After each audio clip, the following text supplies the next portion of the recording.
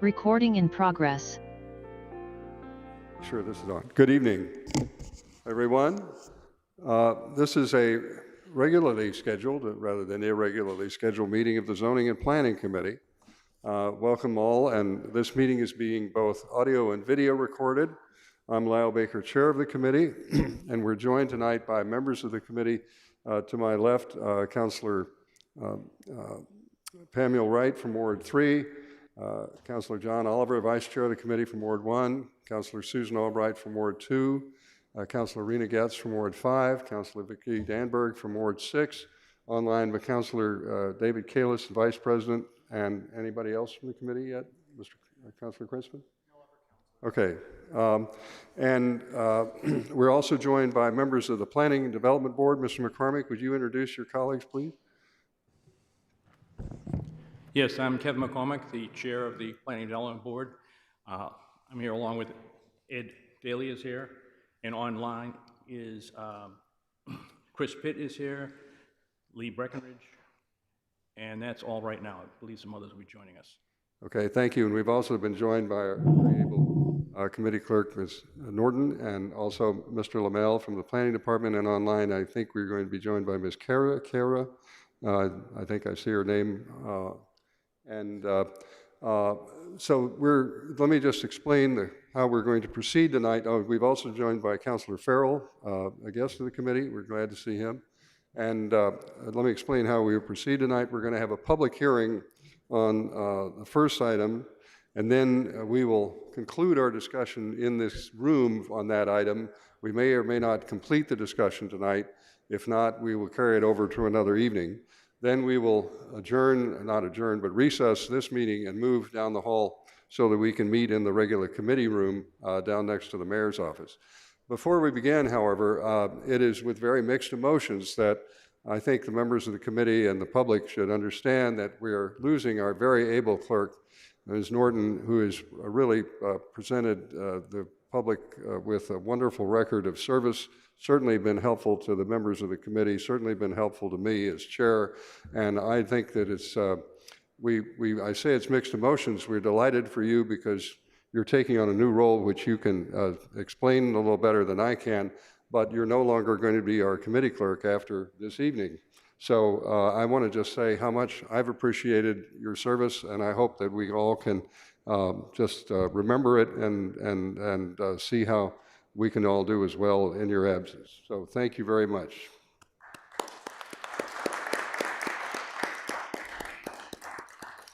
Would you like to say a word about your role and what is happening? Thank you, Chair Baker. I will be joining the mayor's office as the executive aide to the mayor. It has been an honor serving as the clerk for the Zoning and Planning and Programs and Services Committee, and I'm grateful to continuing to serve the city of Newton in this new role. Well, thank you very, very much.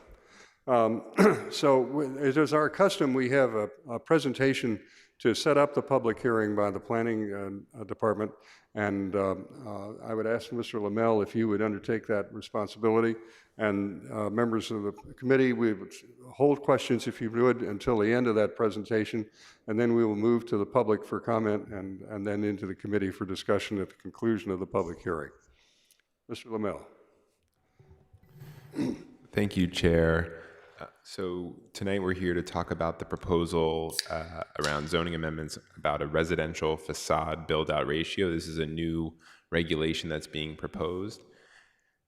We've been talking about this for a while here in committee, and it really goes back almost a year where we started talking about teardowns and looking at what is leading to teardowns and how to prevent them per the committee's guidance. Excuse me, Mr. Lamel, my error and my great apologies. I forgot to read the docket item into the record, which is, I think, appropriate before you start. This is 2825, request for addition of maximum residential facade build-out ratio to Chapter 30 zoning. Okay, carry on. Sure. So where we are with this limited proposal and how we got to it, we'll talk about that a little bit, then go into the analysis that led to it, and then the zoning proposal itself. So this started out again looking at what is leading to a typical teardown. And what we saw when we looked at about 500 properties, 500 projects between 2017 and 2023, there were some characteristics that came up over and over again. And this was also with the understanding that the amount of teardowns, 100 per year, has stayed pretty consistent over the last 20 or so years.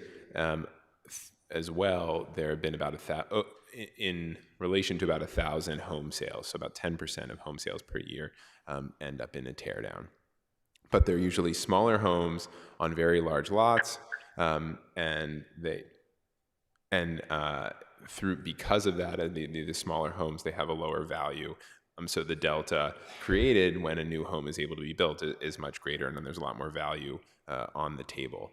We also saw that the homes that were typically being torn down were post-war construction, and this makes sense given that around the same time, after World War II, Newton updates its zoning ordinance to require larger parcels, and back in the 50s and 60s, the average size home was significantly smaller. So those two things together create the situation we have today that lead to what we see lead to the opportunity for teardowns to happen. And why we're talking about the residential facade build-out ratio instead of teardowns more generally is, as was explained to this committee and through our research, is that you would essentially have to create and enact a building moratorium to prevent the teardowns that are happening. The value that's on the table is so great that essentially you'd have to just not allow it entirely. And from the beginning, staff have said it's not about the teardown per se, it's about what replaces it. And it's about what replaces it, whether that's new construction or renovation. It's that the zoning should guide that development in a way that responds much better to the neighborhood and obviously to the overall citywide objectives. And then lastly, when looking at this zoomed in proposal around facade ratio, there have been a lot of other zoning amendments that have been enacted over the last year or 2 years around retaining walls, how we measure height, electrification, the tree ordinance. All of these things together are working and at play. To kind of say the dust we should let the dust settle and see how all of these rules work together and see what we get. So that led us to the facade build-out ratio, and we'll talk about the analysis that was done to lead to the amendments here.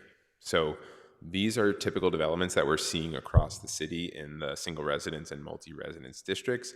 They're usually replacing, again, those smaller homes, a lot of times ranches or capes, and then you're seeing 2.5 story homes, often with a lot of site work, a lot of grading. And what you notice is they're very prominent. They are very visible from the street, and what the facade ratio is going to get at is limiting the impact from the street. And a question that was asked, and something that we looked at is, well, if kind of the overall appearance of the home from the street is the major factor, why don't we use the setbacks? Why don't we increase the setbacks throughout the city? And what we found was a ratio is more dynamic. A ratio responds to the various lots and conditions that we have throughout the city. Whereas if you just say, hey, the setback is 7.5 feet, now it goes up to 12.5 or 15 feet, that doesn't change, and it doesn't respond to all the different conditions that we have. And at the same time, when we set the facade ratio correctly, at the end of the day, the result, the net result of the building is essentially more or equal to as much actual setback than would be otherwise. So this again, it's a more dynamic tool, and I think it works really well with the setbacks and all the other tools and regulations we have. And what that recommendation came to be is a maximum facade, the front wall of the home, can be 60% of the lot frontage. And this, we saw, resulted in building forms that changed and were appropriate for the different scales and context of Newton's different neighborhoods. And then you saw that in the single residence districts and the multi-residence districts for very large lots and, much, much smaller, much narrower lots.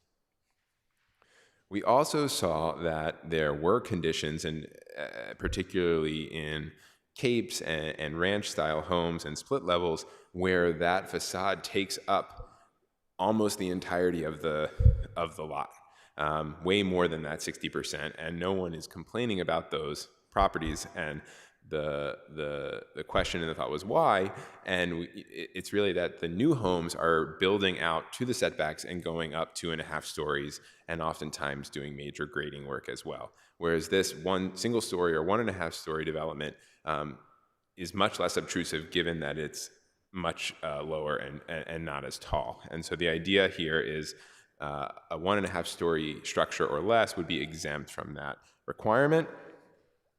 The next thing we looked at is, well, what is or should be included as part of that facade?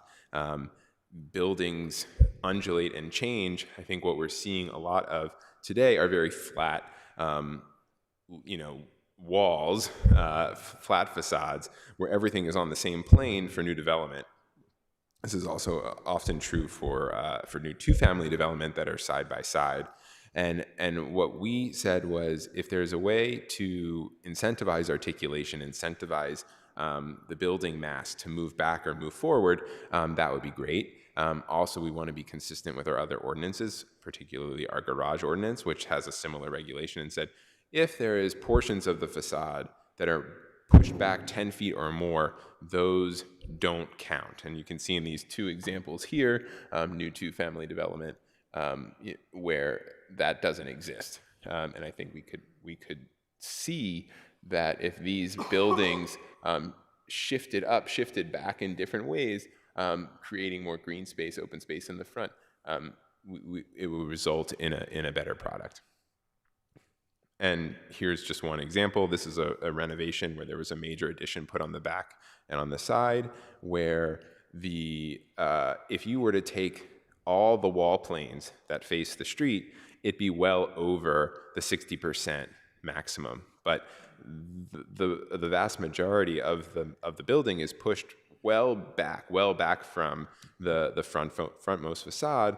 And so if we allow that exemption, it's well within the 60% maximum allowance. And just here's another example from a modest home, obviously also a 1.5 story building.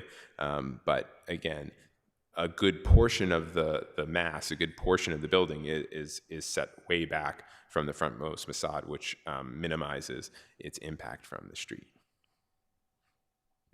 Another thing we looked at was narrow lots. I'd also expand this into odd-shaped lots. And we said, what happens when you start to get where a lot frontage is less than 60 feet wide, 50 feet wide, 40 feet wide? These lots do exist throughout the city. They often exist in the older parts of the city. And said, in these scenarios, in these situations, the setbacks of 7.5 feet or more, depending on where you are really the major player. Adding another regulation will end up in a house that isn't wide enough to just accommodate it, to just kind of meet kind of basic building standards or basic needs for those residents. And so what we decided to do is say, if you're 60 feet wide or less, they should be exempted from this. And I know at the last time this was presented in committee, the committee did not want to include this or move this forward as an exemption.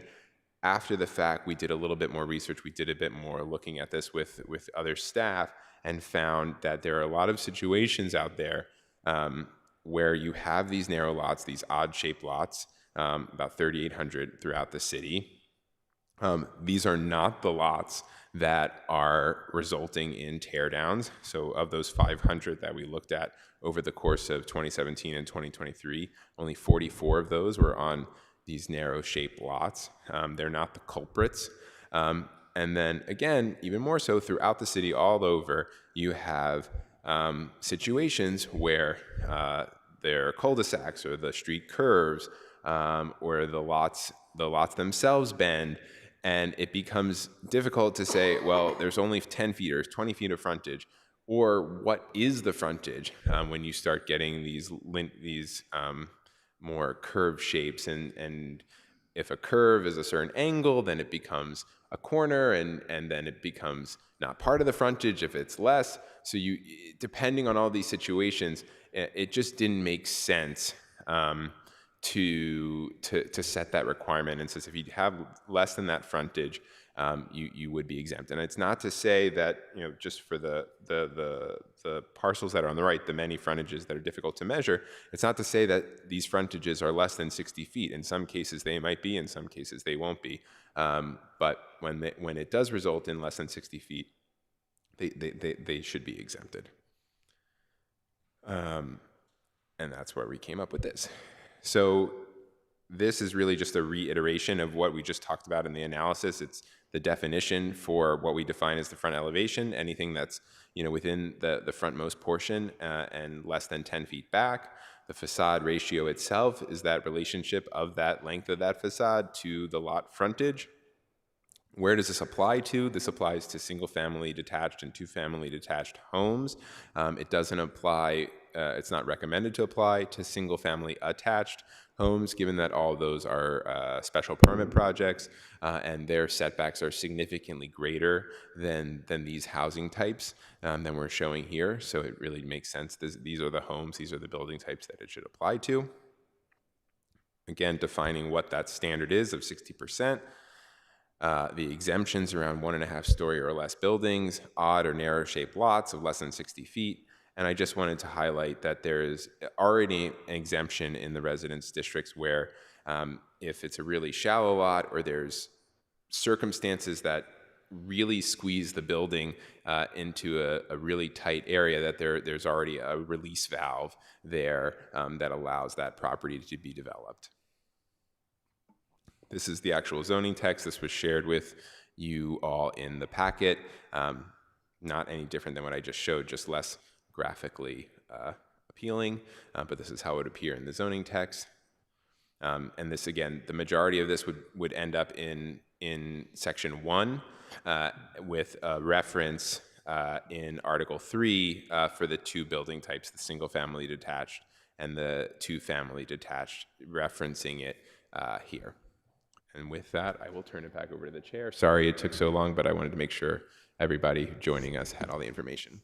Thank you, Mr. Mamel. And for members of the committee, you may recall that we had thought about eliminating the narrow lot exemption and just staying with 60%, but the representation we heard from the planning department was that that would produce some difficulties that we hadn't anticipated, which is the reason why the item has come to us with this modified form from what we initially discussed.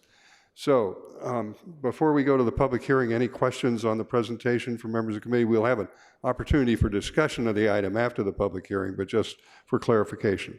Councilor Wright. Thank you, Chair Baker. I have a question for Mr. Lamel. He said that we already have a release valve for the very narrow lots. I was wondering specifically what that is. So it's not just specifically narrow lots. It's when, and I'm not going to do it justice, but the reference it's in section 3.1.13. It's where either the setbacks or lot coverage or some regulation within the zoning creates a situation where either I think the footprint is under a certain size or the dimension of the home is less than 20 feet wide, that there's some allowances for those setbacks to be reduced. And that it's not just the side or narrow. It also would apply, if you had a 30-foot deep lot. If you had a 55-foot deep lot, most front setbacks are 25 feet. The rear setback is 15 feet. You're not left with anywhere to build your home, so it allows you to ease up on the rear lot requirements. And is that only for lots that already have houses on it? We do have a lot of unbuildable lots. That's a great question. I'm not sure. I can ask in ISD and get that answer to you. Thank you. Let me just indicate, we've been joined by other members of the council, in addition to the ones I identified at the outset. First, Councilor Krinsman, a member of the committee, has joined us. Also, we have Councilor Lebowitz, I believe, Councilor Kelly, and if there are any other, say again? Councilor Leary is here as well. So welcome all. And now I want to go to the Vice President, Councilor Kalis, who has his hand raised for a question for the department. Thank you, Mr. Chair. So, Mr. Lamel, I really like the idea, and I'm glad you went through this strategic exercise. Um, what is why the 60%? How did you get to that? Is that just a number that was established a while ago, or can you just explain that? Happy to. So we work with our consultants, UTL. We did a GIS analysis of lots and the frontages. We also have some data on building widths. I'd say take it with a bit of a grain of salt, but we do have that, and we saw that the typical single family or two family home is in the 30-ish foot wide range, plus minus. Obviously, there's much wider homes throughout the city as well, depending on the neighborhood.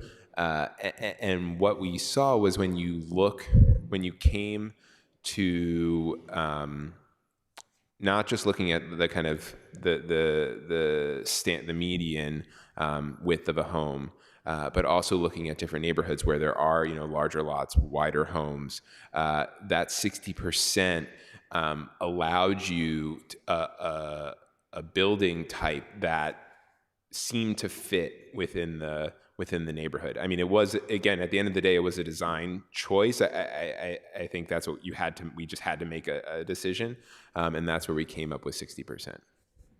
Okay. Yeah, no, I figured it was like a choice that you had to, it was kind of like a Goldilocks number or something. And I just wanted a little more clarification. It's amazing that that fits for each type of house that we have in those neighborhoods. So that's really good. Thank you. Thank you. Any other questions from members of the committee or the council before I go to the public hearing? Have I missed any? If not, I would entertain opportunity for comment at the public hearing and open the public hearing for anyone who would like to be heard.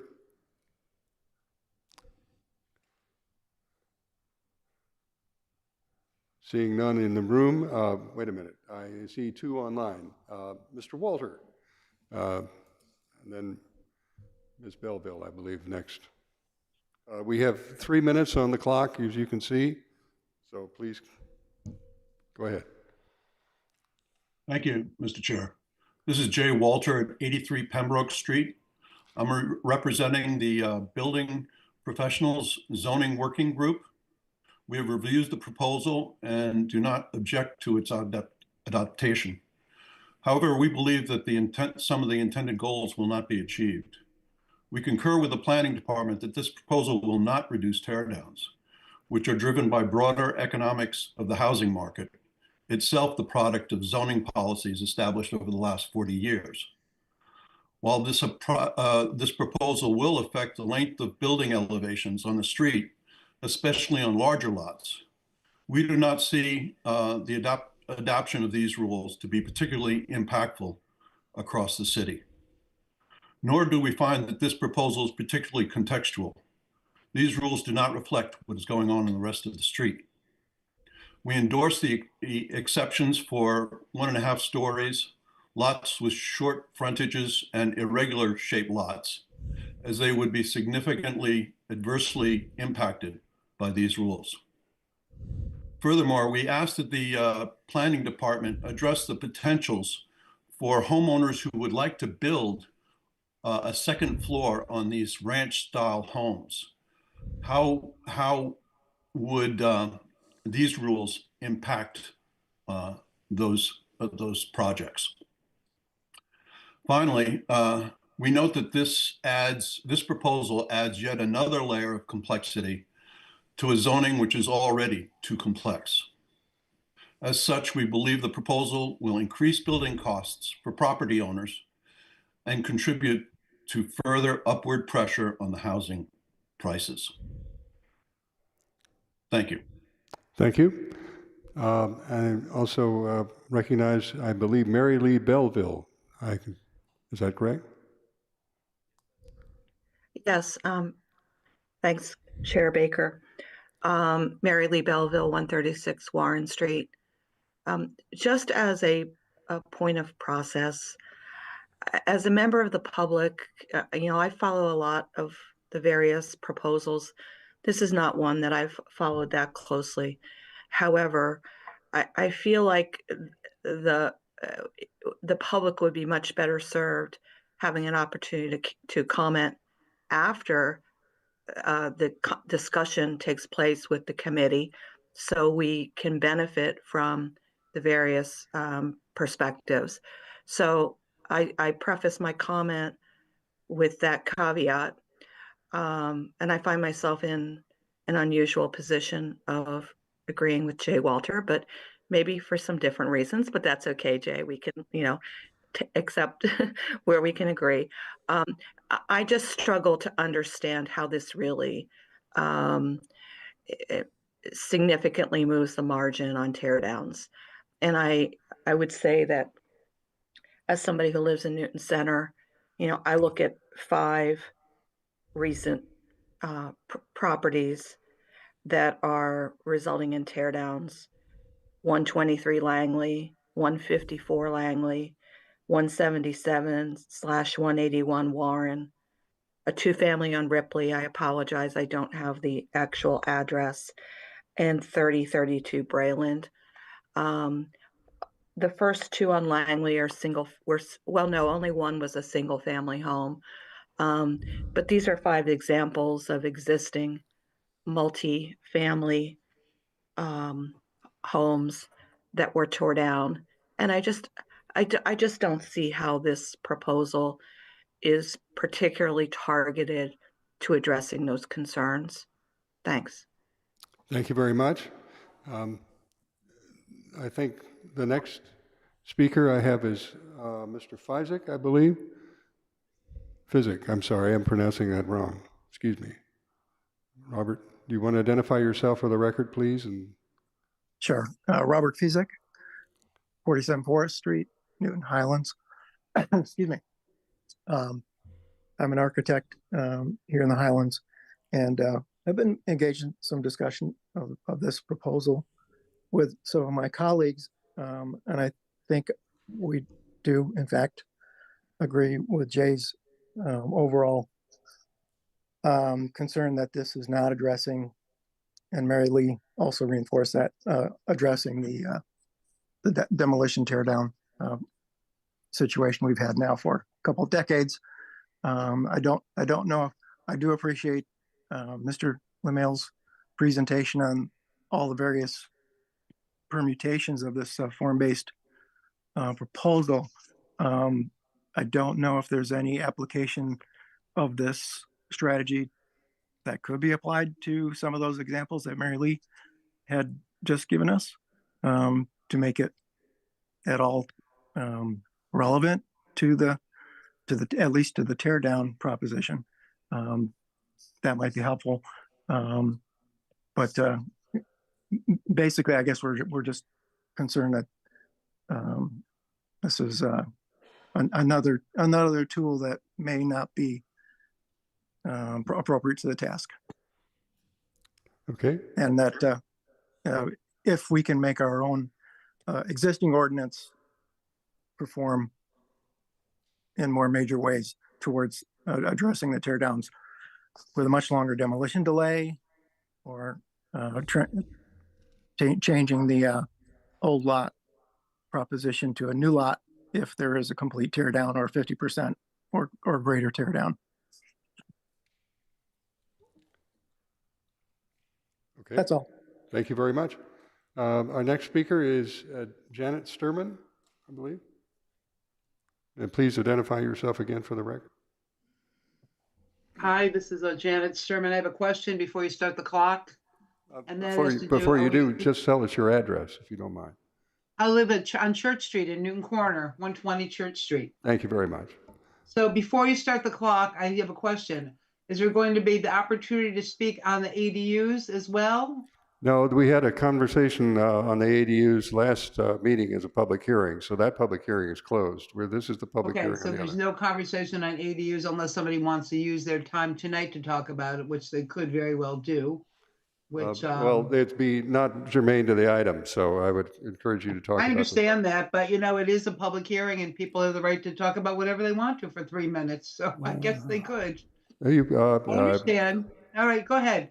So what I want to say is that I'm grateful, based on all the craziness going on in our country and the turmoil in our federal government, that we still have an opportunity for our voices to be heard at a local level.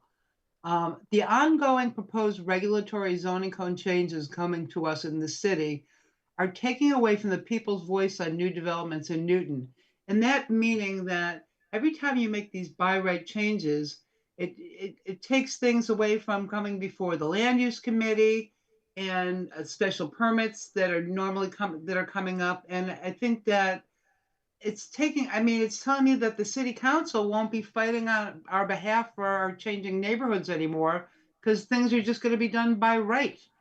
So when our leaders debate on special permit requests, they're working for the people who live and pay taxes in Newton.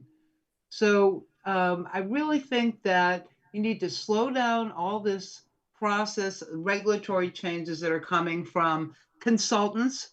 Lamel said something about, well, nobody complained about that. I wasn't really sure what that meant. Was that mean there was one thing he referred to? He goes, well, I didn't hear anybody complain about that.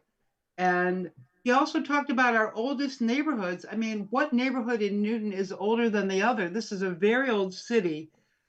I just think this is moving way too fast. People are not aware, the voters are not aware of the changes that you're putting into place. And you keep coming up with new regulatory changes. I keep seeing new documents coming out every day. And I'm somebody who's watching this. Can you imagine the guy who doesn't pay attention?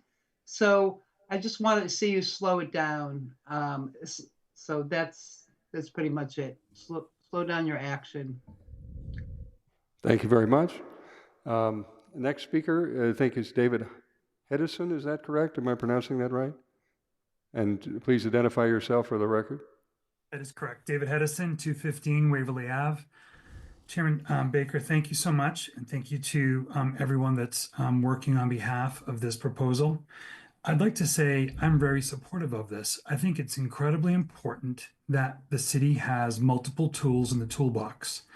We elect our city council to represent the voters, and this has now been placed before you to hopefully take a vote.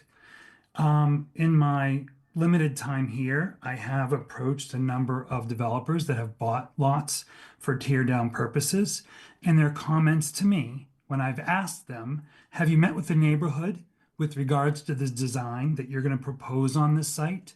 I've been met with, no, we don't have to. We're going to meet the requirements of the setbacks, and we're going to build basically a rectangle that will, look like it could belong on Washington Street. So for me, having a 60% number is great because I think it will reduce. It may not reduce the number of tear downs, but what's replacing them will be more in tune with the neighborhood in the surrounding areas. We cannot control the market that exists in this great city, but we can assert some control over what things will look like and how it will fit into the neighborhood. So I'm very supportive of this. Again, it's another tool in the toolbox, and I'm in support. Thanks. Thank you very much. Does anyone else wish to be heard in the room? Anyone else online? If not, I will entertain a motion to close the public hearing. Thank you very much. Councilor Danby's moved to close the public hearing. All those in favor will say aye. Aye. Aye. Opposed? The ayes have it. The public hearing is closed. Mr. McCormick?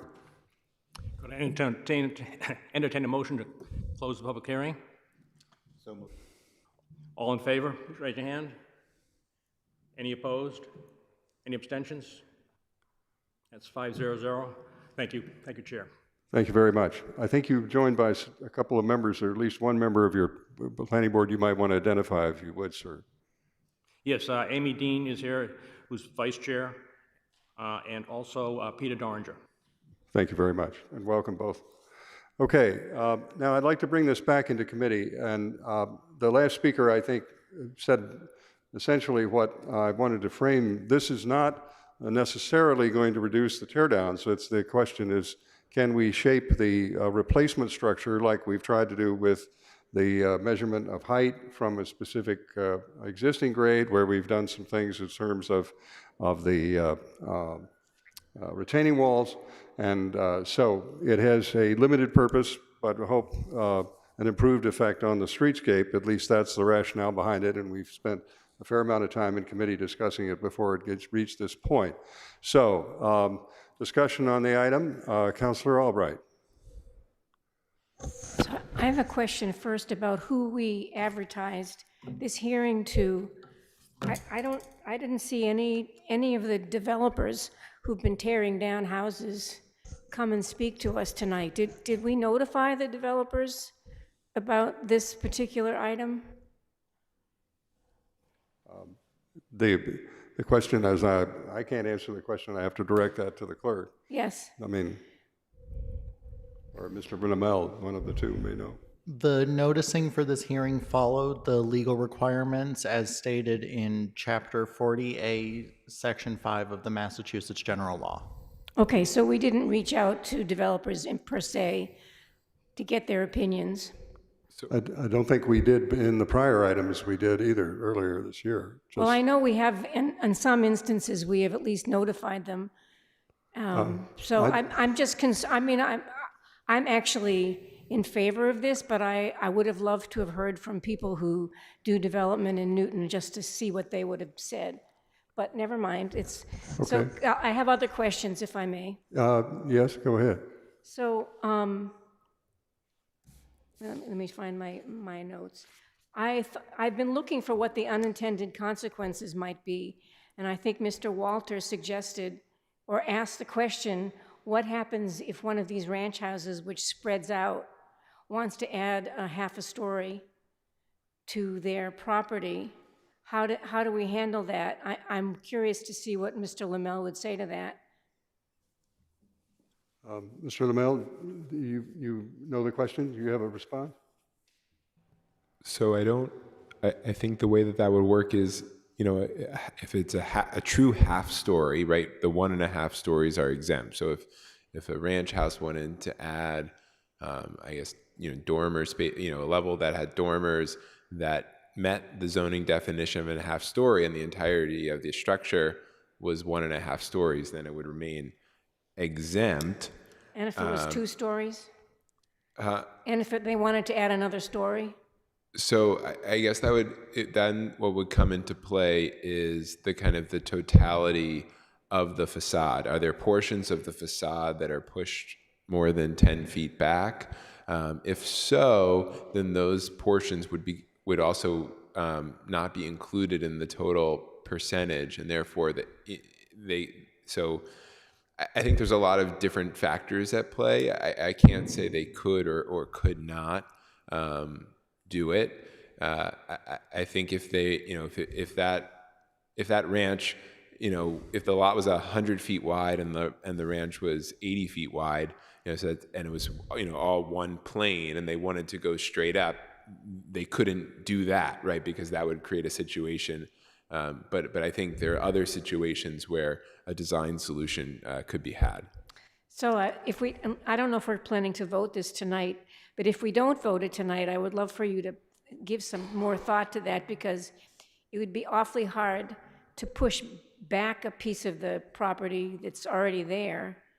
So I just would want you to, if we don't vote it tonight, would you put a little bit more thought into that? And I have one other question, and that is, and I appreciate all of the effort that you and Util put into this, but I'm wondering, did you look at for example, the last 2 years of teardowns to compare if there had been a 60% rule, what would have happened to all of those, to some number of those teardowns? Did you look at those? We didn't go one by one. We did look at, again, we looked at almost 500 of teardowns between 2017 and 2023. I mean, in most cases, these are maxing out almost every zoning standard that they have, right? FAR, setbacks, things like that. They're going up the full 2.5 stories. They're changing the grade so that things don't count. Obviously, that the committee and the council have addressed some of those things. What I think what we did see is what gets brought to all of you as the egregious examples. Really, all of those are well above the 60% typically. Okay, so you feel that this would, I mean, we don't know how they would have built those properties if this rule had been in place. We can't know that, but it would have at least had the 60% facing the street part taken care of, which is, I guess, all we can ask for. That's the purpose of it. We have questions from two councilors who are not members of the committee, but let me recognize a member of the committee first. Councilor Getz, and then Councilor Danberg, and then I'll come to the councilors not on the committee. Councilor Getz? Just a quick thought. In terms of the odd-shaped lots, is there any way to either use the rear lot line or to do some sort of, in terms of, there's like of the lot shape itself, it's sort of, out of whack, it's not squared. So is there any way to sort of, within looking in the ordinance itself, I know that, for rear lots, we can use the rear lot line. Or is there a way to sort of consider the actual width of the lot so those lots are captured? Mr. Lamel? I think the short answer is yes, right? It would be, how are you defining the frontage, right? Are you kind of taking points along each of the side lot lines as it expands outward and then creating an average, and that's your frontage? I think we want to make it as simple as possible, and also ones that we don't think will result in developments that essentially are flaunting this regulation or going around it, and we don't think that's the case, right? We think these odd-shaped lots or very narrow lots, both the side setbacks and come into play. And if you are that kind of pie-shaped lot going from a narrow front and widening to the back, the design of the building has to you have to respond to that already, and so there's no need, in our opinion, to kind of over-regulate there. But yes, you could kind of recreate how you calculate those things. Okay, does that? Councilor Danberg? Thank you. Mr. Chair, in regards to the comment by Councilor Albright about what would happen to an extra wide 1.5 story home that was allowed to be built wider than 60%, if down the road a piece they wanted to add a second story on. I was thinking of that issue myself and have come to the conclusion that the cost of adding a second story is probably high enough, unreasonably high enough, so that that's not something that we're likely to see developers do. We may see a homeowner go for that, but I don't see that as a problem that we would have a lot of throughout the city. I do endorse the exceptions. I think that narrow lots need special consideration, and there are lots of narrow lots in the MR and the SR 2 and 3 areas. So I do think that we need to have some kind of exception for these narrow lots. I have a question for Mr. Lamel about the slide that shows the Center Street, the very wide Center Street and Langley Road developments. One of those I drive by pretty much on a daily basis.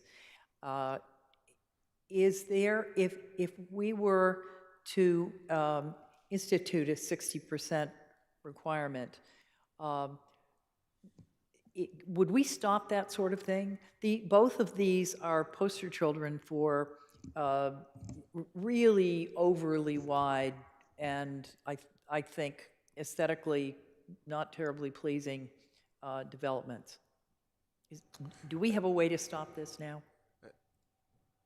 So I think I believe in both these examples, the resulting buildings have a facade that the ratio to the frontage is more than 60%. So these either would have to be pulled in or they'd have to be undulated or articulated, pushed forward, pushed back differently so that the massing would appear differently. Mm-hmm. Okay, that answers my question. Thank you very much. Thank you. And now, inside the committee, I just want to go to Councilor Wright. We'll go outside the committee in a minute, and then Councilor Oliver. Councilor Wright. Thank you, Chair Baker. So I want to follow up a little bit with what Councilor Getz was saying about the 60 lots less than 60 feet. I'm not for exempting odd-shaped lots or lots less than 60 feet, just exempting them. If for the odd-shaped lots, wherever they put the building, measure the lot from that width there and make sure that's 60%, so it might be a rear lot or just weird shaped lots. But for the lots less than 60 feet wide, the complaints I get quite a bit is the developer's building 7.5 feet from the lot line, 2.5 stories. If we're not going to do the 60%, which I'd like to see the width setback being 10 feet instead of the 7.5, because personally, this is where I'm getting most of my complaints are on the smaller lots. So yes, this would make a difference on the large lots, SR1, SR2, but it would do nothing for the small lots. And that's where most of the complaints that I'm hearing. So I do like the 60%, especially for the bigger lots in the examples that were given, but it's not doing anything for the smaller lots. So I don't want that exemption. I'd like to have something else in there. And the thing is, in the presentations the presentations says about what are we doing to prevent tear downs. And I don't think we're trying to prevent tear downs. We want to reduce tear downs. And I think that's what our goal is. And again, this is not going to do anything to reduce it, but hopefully make whatever is built in its place something that just fits within the neighborhood better. Thank you. Thank you. Councilor Oliver, Vice Chair. Great, thank you, Chair. First, I completely agree with what Councilor Wright was just saying. I believe I even heard Mr. Lamel, and he'll correct me if I got this wrong, but the whole point here is taking a look at what could happen across a broad section, right, of all of the lots in Newton, and landing on a 60% number makes sense, right? Or arriving at a number that more or less makes sense, 60% being that number made sense. I would argue that we need that same type of an approach to the narrow lots. Wholesale ignoring, I think, narrow lots, odd-shaped lots, is a mistake. What we're doing is basically, and I think we heard Mr. Walter say this in the public comment a second ago, as well as Mr. Physick, I don't know what this is actually going to I'm clutching at straws now to figure out what this is actually going to accomplish, because we're exempting 20% of the lots in the city or close to it just by saying odd-shaped lots and narrow lots are out. Most of which, or many of which, if you look at the density, if you will, on that one chart, I can't read, slide 14, I think it is. We're talking about lots across the entire city, and there's a preponderance of them in Wards 1, and it looks like the northern part of Ward 2, as well as, I guess that's Ward 4 as well. But I'm very concerned about what this is actually going to accomplish, given all of the, exemptions that we're putting out there. I also want to echo the fact that, for the benefit of the public, because I'm getting a few folks over the past few days, as well as literally right now during this meeting, who are basically saying that this proposal that's in front of us is actually not what we had heard during our discussions in ZAP. I understand some things changed, but I just want to reinforce that the members of the public who are calling that out are correct. This is significantly different than anything we had seen prior to the public hearing this evening, at least officially. I also do want to, I do have a question for Mr. Lamel. You had said something when you were working on the calculations to try and, yourselves and UTIL were looking to hone in on what ended up being 60%, right? The facade build-out ratio. And I'm wondering if the opposite approach might make at least as much, if not more, sense. And that is because partially what we're trying to accomplish here is to limit the buildable space that a structure can occupy, width-wise facing the street. And I'm wondering if looking at that from well, shouldn't we be able to look at the opposite and say 40% of said lot width it should not be built on, or the equivalent of saying, hey, the setbacks could be at 40%. And that number could then be a sliding scale, if you will, as Councilor Wright pointed out, for narrow lots and perhaps even odd-shaped lots, because I haven't really had a chance to kind of noodle that one a lot, pun intended there. And I guess I'll pause for a question. Did you guys look at it that way in terms of kind of the 40% of setback, for lack of a better term, versus the 60% buildable? So the question to you, Mr. Lamel, is that alternative, was it examined or have you thought about that?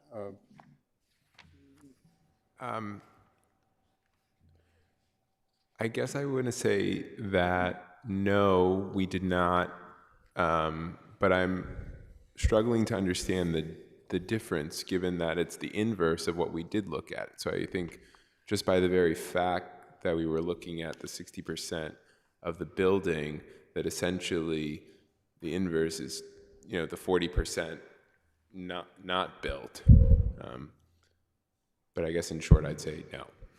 Okay, no, and I get that. And then because I landed on that, when I started to look at the latest exception or change, and this one I'm kind of struggling with because the idea of kind of any portion of a structure that's set 10 feet back from that front facade would not count. And it just seems to me like we just gave every developer in town a reason, I'm sure some will say, to make more interesting structures, but at the same time, we just gave them back the entire width. They can still build setback to setback as long as part of the building is 10 feet behind, my word, from the front facade. At least I think I have that right. Again, we haven't discussed this at any length, but it seems to me like we just said, okay, you can still go setback to setback, just design the building differently. Is that somewhat accurate? It is somewhat accurate. It is a couple reasons there is one is this is what aligns and matches with the garage ordinance. So there's essentially already a definition in play. And I think the garage ordinance is working very well when you look at development that has come after versus what's come before in terms of limiting the impact of garages being the kind of dominant feature from the street. And then the second piece of that was, and again, we showed some examples, is it is about allowing for and creating a better product. And as I think you just acknowledged, that a more interesting structure or a better product is one that isn't flat. And so with that understanding, that you have this ordinance that would come into play, in addition with the garage ordinance, which wouldn't allow for essentially that frontmost portion to just be garages, you end up with the front doors, the livable building pushed forward and the other portions pushed back.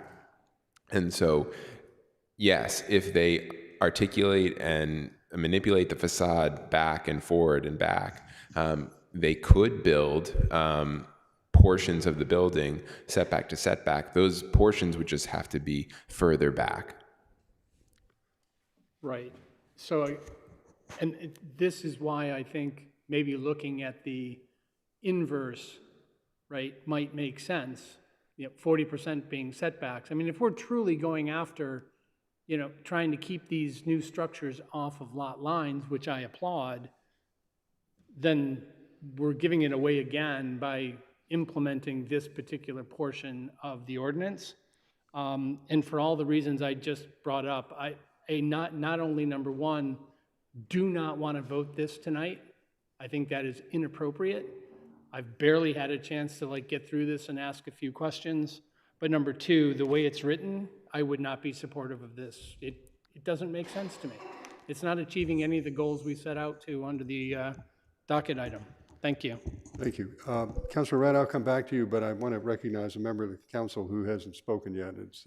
We're joined by Councilor Leary from Ward 1. Welcome. Thank you very much, Mr. Chair. Appreciate the discussion.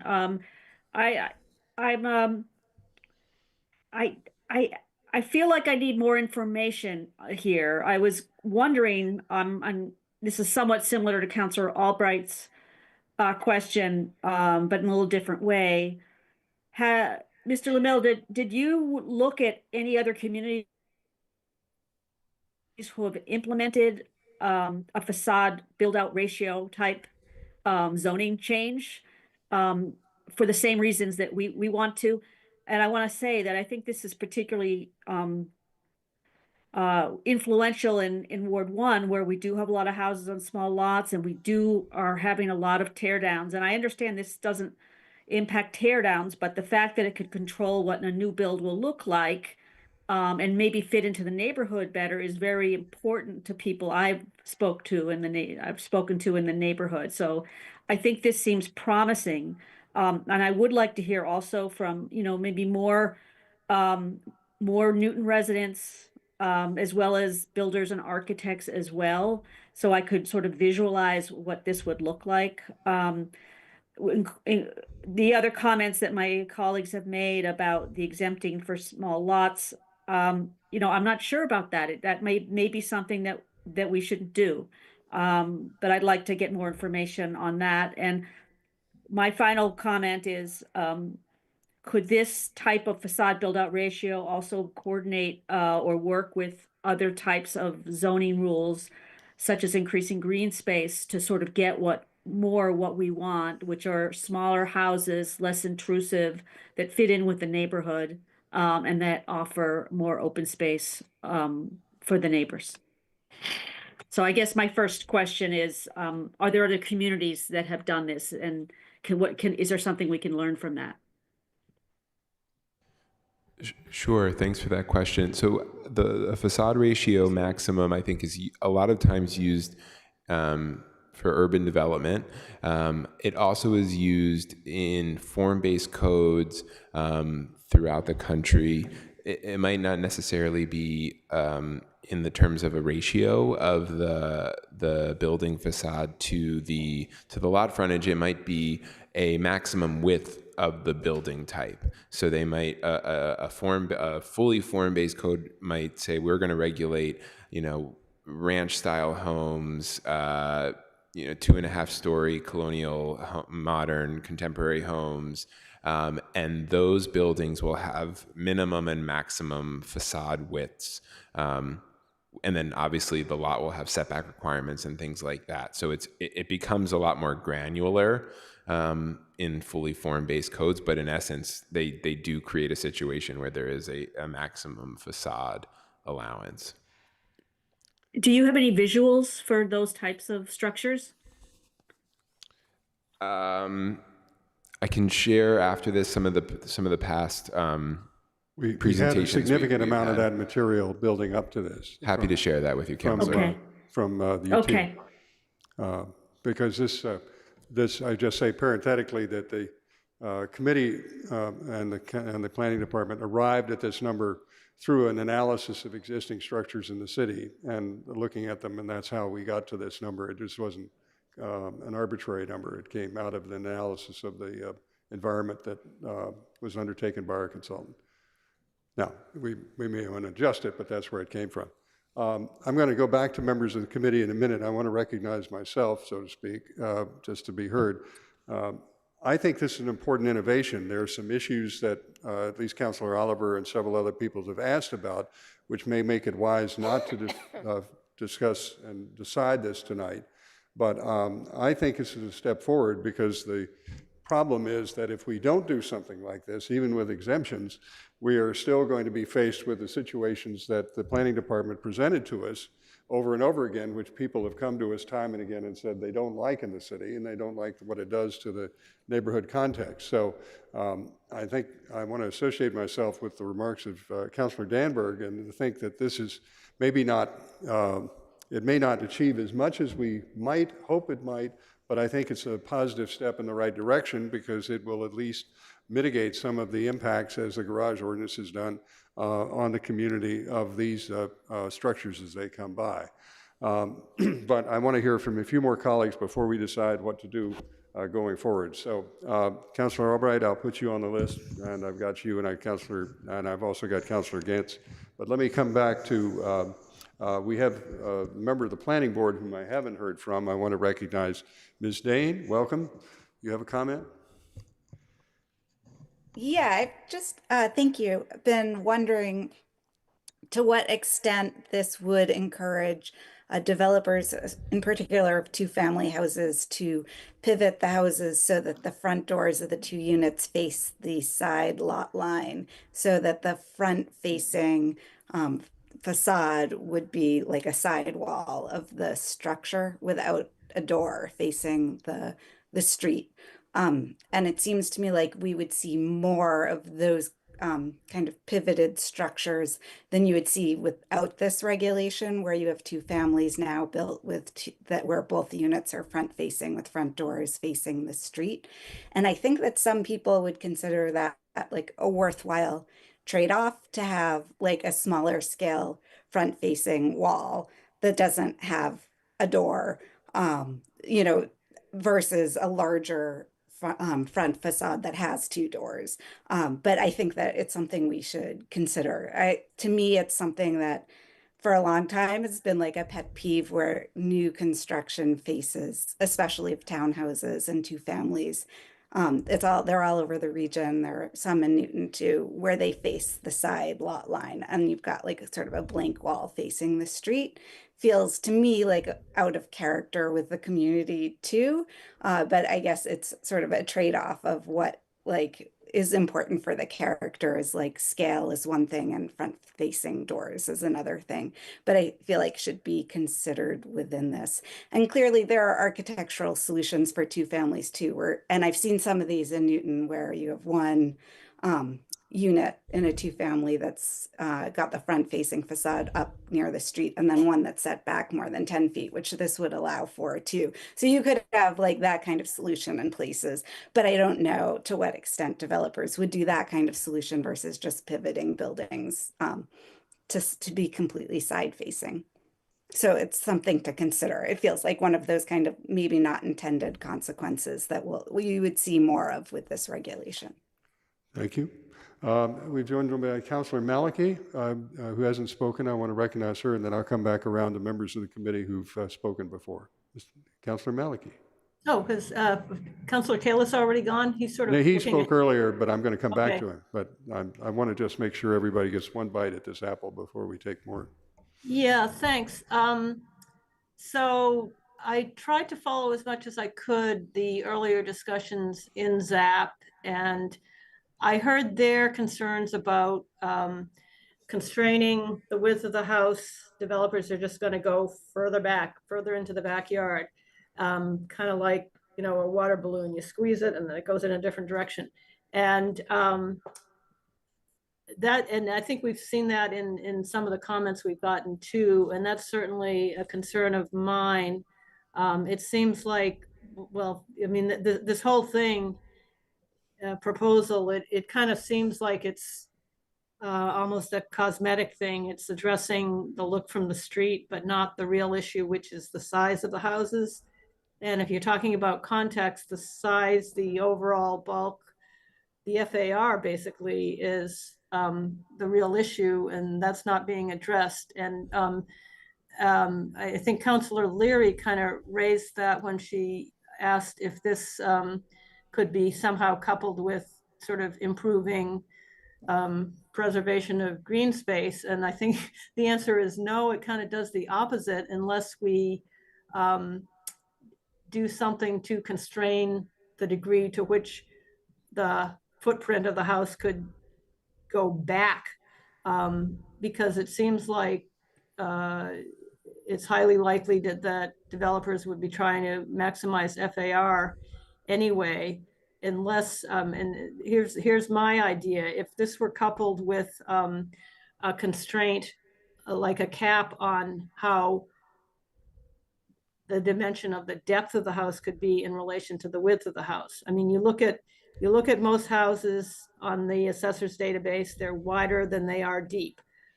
So what if we, and I hate to make things more complicated, I'd rather just be, you know, increasing setbacks and, you know, increase setbacks, reduce FAR, call it a day.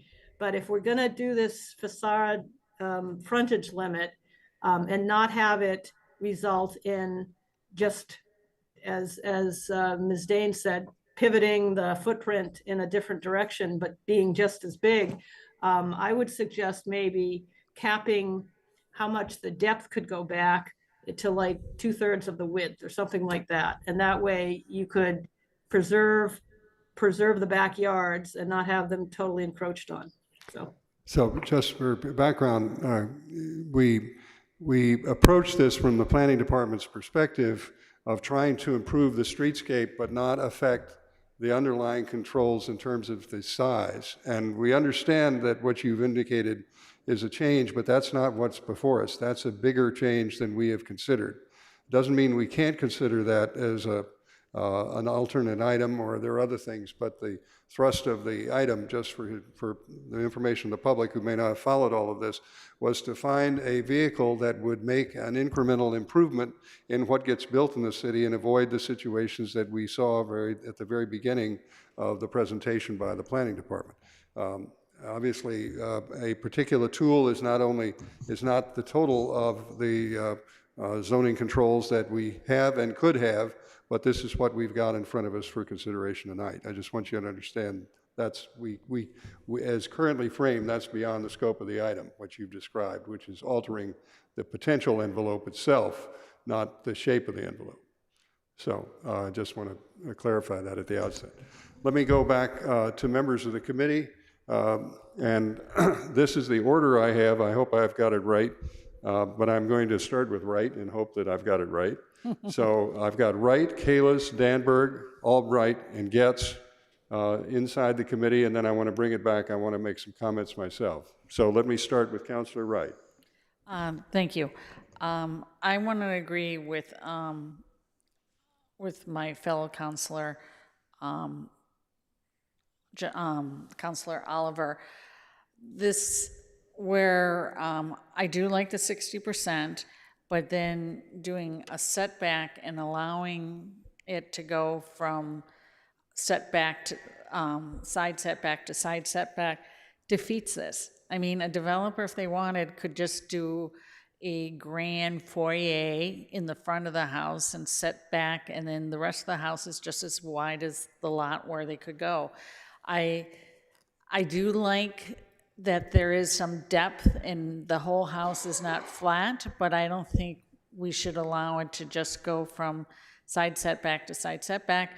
Maybe a number would be 70% or 75% of the width, or maybe 80. I'm not sure on that one, but I would not support this with this line item allowing the recessed part of the house to go from side setback to side setback. That's just, it defeats the purpose.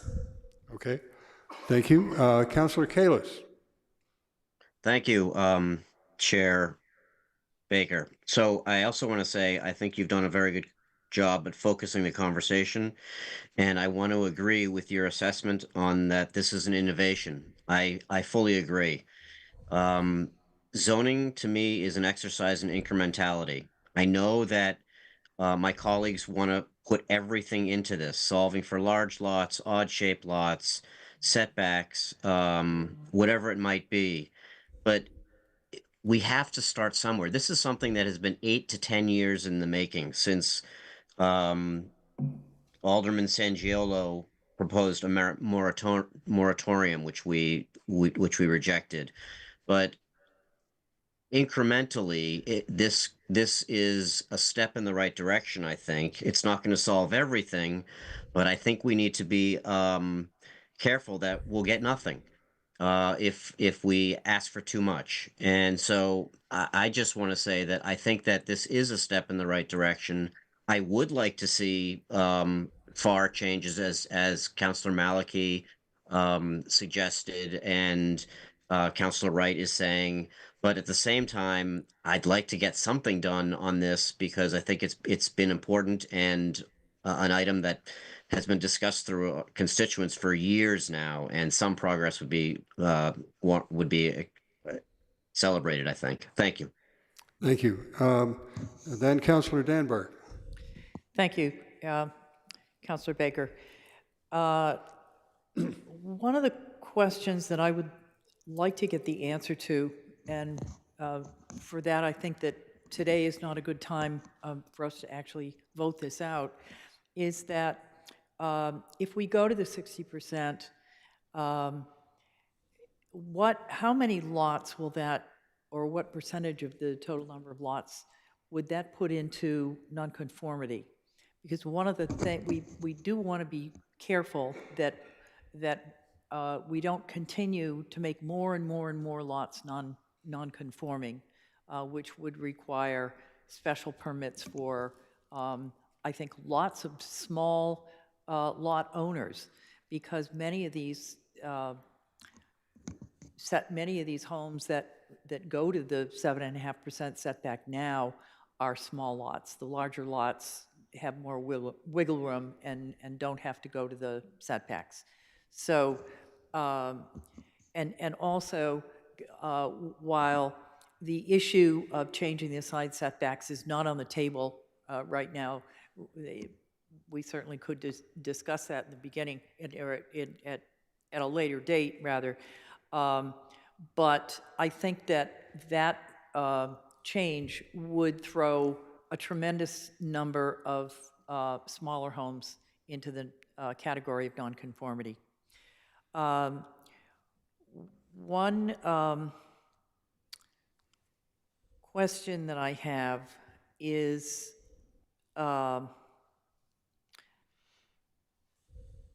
if these homes, what, first of all, what is the question, what is the thing that we're trying to solve here? Are we, it's my understanding that an important thing that we're trying to solve is to stop having so many very wide homes that have flat facades that are unpleasant to the streetscape, like the ones that you provided here, the Center Street one in the Langley Road. I also understand that if we were to allow part of the building to be set back and not have to comply with the 60%, that's a trade-off that, in the way I look at it, maybe we could cap it, as Councilor Wright was suggesting, maybe we could have a 70 or an 80% cap on it. But if we give an incentive to move part of that building back, we really have to give something so that they would do that and not make it more attractive, not to have these long flat facades. That I see could move us in a direction that we would like to move in. So I would like to, I agree with the idea of giving something so that we could encourage developers to move a portion of that building back. Thank you. Okay, Councilor Getz. Just the two pieces that I kind of wanted to. I'm sorry, can you get a little closer to the mic? Yeah, okay. Just the two pieces that I think that in terms of having had all this discussion, it's the articulation of the front facade. I think that, you know, for me, the two examples that were in the packet, they're more L-shaped builds, you know, and I think of it as they've actually sort of stacked the build. They've actually, you know, put, I'd like to see greater than 10-foot articulation so that then it incentivize this somehow, this kind of build, because it's much more interesting to look at. And a 10-foot articulation could go in and out, but it's not going to have the same effect of this L-shaped build. And I think this is something that would be good to see. And then the second piece that I think that would be important to, you know, figure out is the odd-shaped lot measurement, because I sort of feel as if we can do this. It doesn't necessarily have to be associated with the frontage, because those are truly jogs. And then the issue of the narrow lots. I think we need to sort of finesse this and figure it out, because it is such a large percentage of the lots, and it needs to get resolved, because it's hugely impactful on the north side. You can see these, you know, the density of those lots. It's significant. Okay, let me comment just briefly. So what I'm hearing is that there are a number of questions from members of the committee and some misgivings about the proposal that directly is before us. So I don't think it's ready to vote out of committee yet. But I do think that there is an opportunity to carry forward the discussion. And I'm hearing some questions about the degree to which the setback is appropriate, the degree to which there ought to be some minimum setback requirement, regardless of whether you satisfy not setback, the offset, I guess is a better way to describe it, and how to deal with the smaller lots or the odd-shaped lots, whether to include them or not. I'm not sure we can reach resolution in this conversation tonight, much as I would like to move this forward, because I'm trying to get as much of our work done before we hit budget, and then we become involved in that process. But I think that given what I've heard tonight, I'm going to entertain a motion to hold the item, but ask that the department reflect on this. And it seems to me that it's important that we move forward. Personally, I would be prepared to vote for the proposal as is, because I think it's a positive step forward. But I'd like to see if we can address some of the concerns people have inside the committee to get as close as possible to a consensus in the committee and a unanimous recommendation if we can. I'm not sure that's possible, but I certainly don't want to send something out to the council that we haven't cooked enough to answer the questions that our colleagues will ask of us at the full council. Councilor Albright?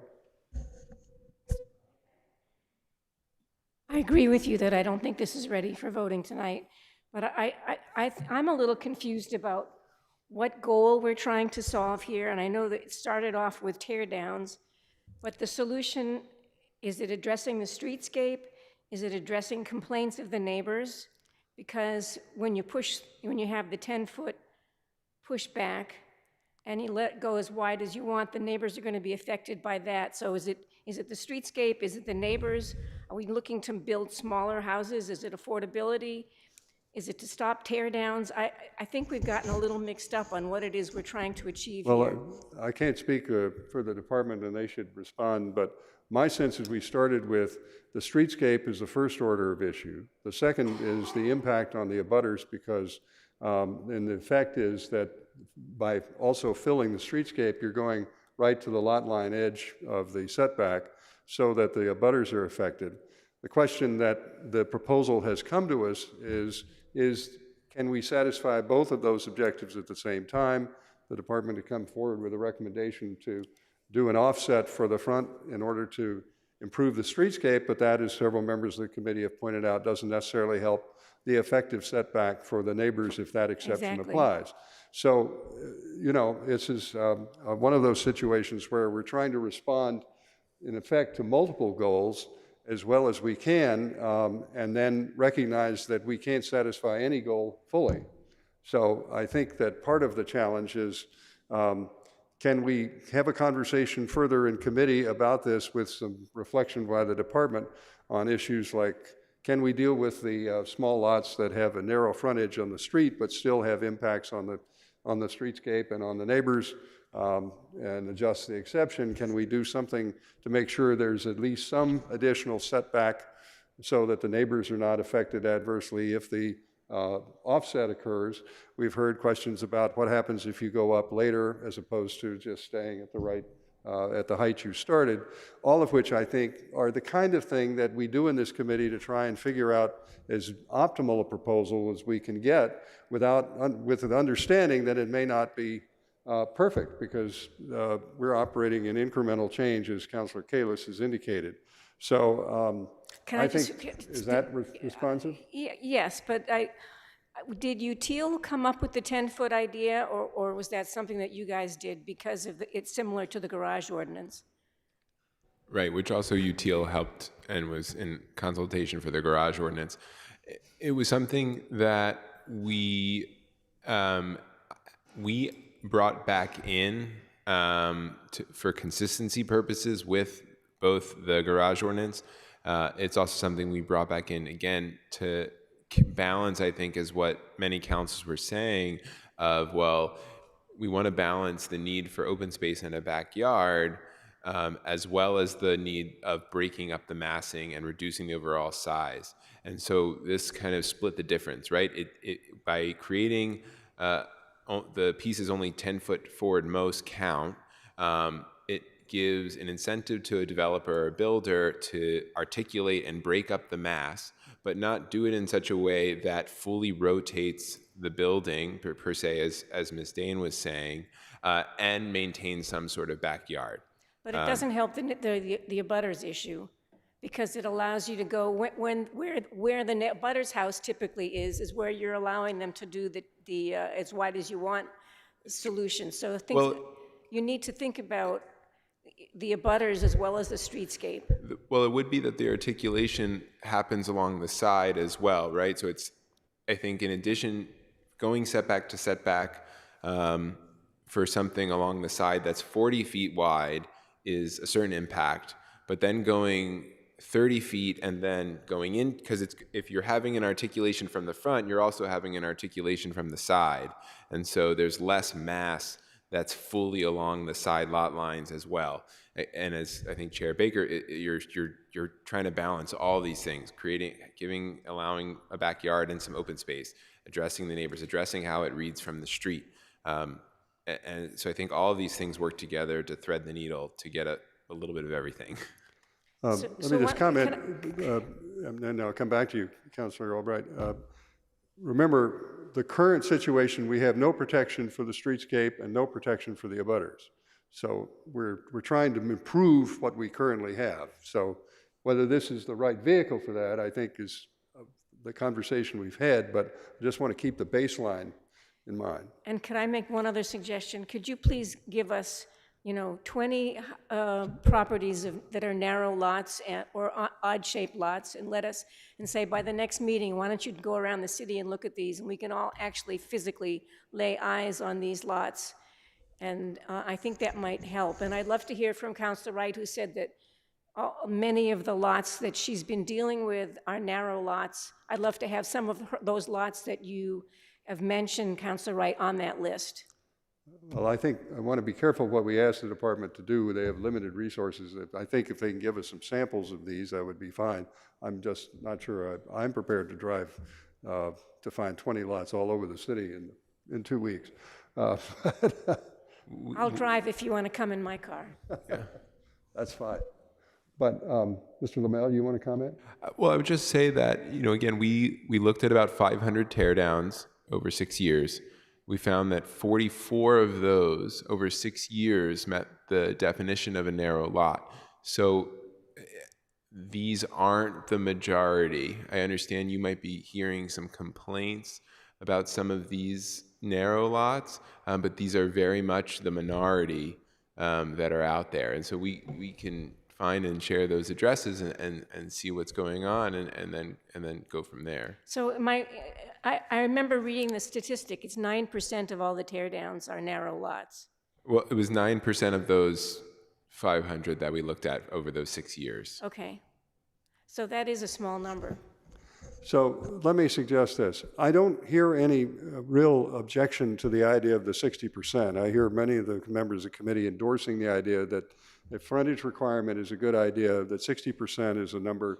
Councilor Danberg has indicated there will be some nonconformities as a result of this because some properties are already more than that.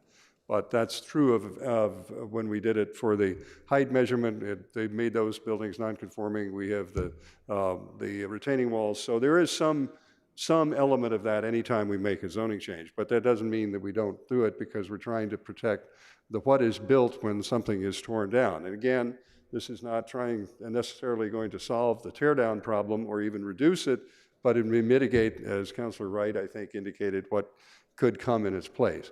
So I think that I'm hearing from committee that at least is a presumption we go with. The second question is, should there be any kind of adjustment if there is an offset and what the offset should be? We've got a garage ordinance offset right now. Maybe there's a deeper offset that ought to be considered. But even if there's an offset, is there some kind of minimum standard we ought to have to protect the setback situation of neighbors? And third, I hear some question about, even for those small lots or the odd-shaped lots, are there some element of those that could be still appropriately regulated by measuring not directly at the street level, but at some level of the setback, perhaps, and say, this is just pulling this, but if your normal setback is 20 feet or 25 feet, if you're measuring at that point, what is the effective lot width, and is there some appropriate measurement at that point rather than starting with the streetscape? The street frontage.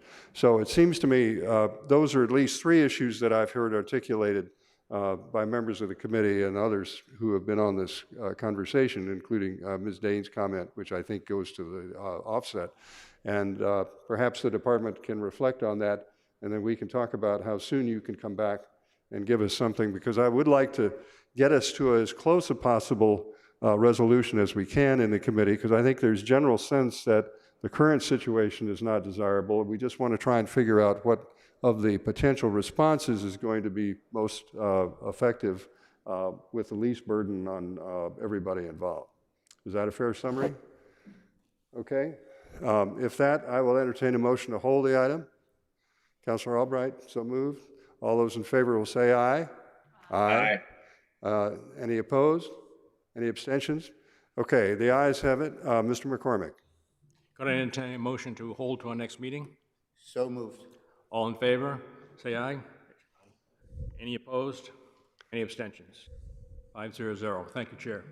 Thank you, and thank you, Mr. Lamel, and please convey our thanks to the Util group for their hard work that's gone into this, and we will determine how to come back to this item after we get through with the meeting.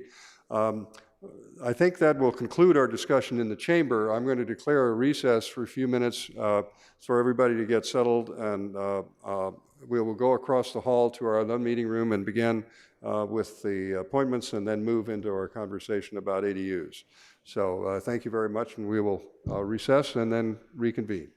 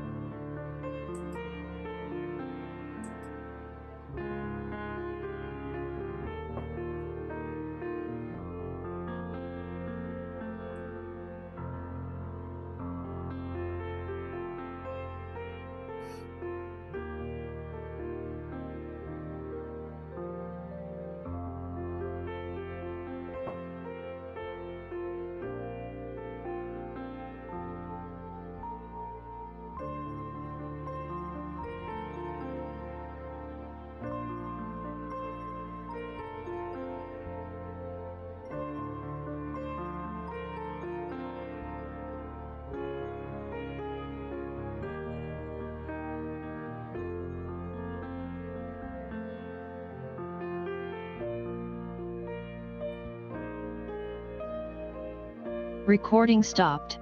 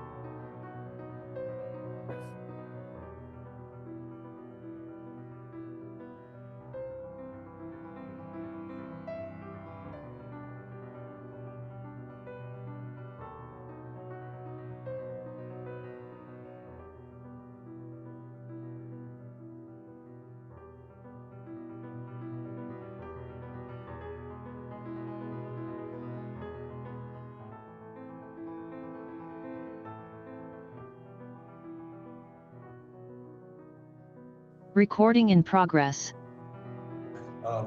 Ms. Norton, we have a new person in the room that we want to certainly have everybody meet, and I'd ask you to introduce her, please.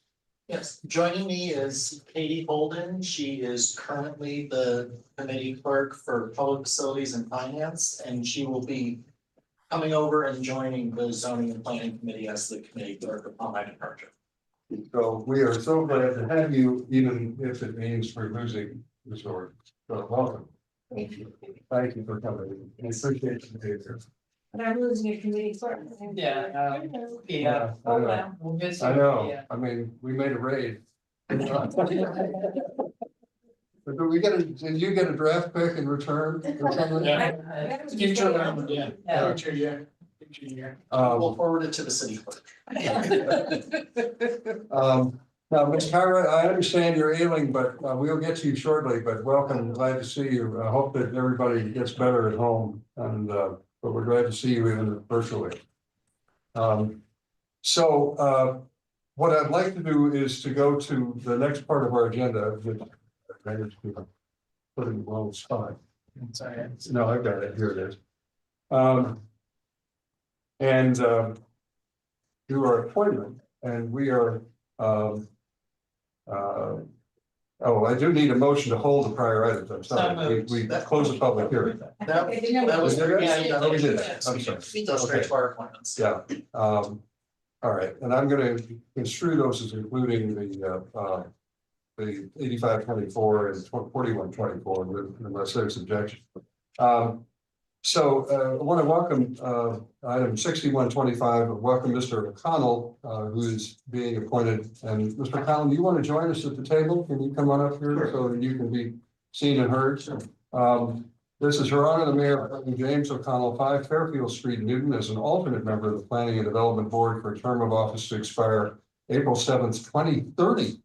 I saw that number. That's a congratulations on your longevity. So we have your resume that with some personal information redacted, obviously, but I had an opportunity. I may be able to recuse myself because I'm biased in his favor, having known him for his prior incarnation. But nonetheless, I think I can still vote for you. But would you like to say a word about your background for the public and also members of the committee, just above and beyond what you've written? Yeah, sure. Basically, I've worked as a planner my whole career. I've worked as a planner in Springfield for about a dozen years. My final job there was head of the Springfield Redevelopment Authority.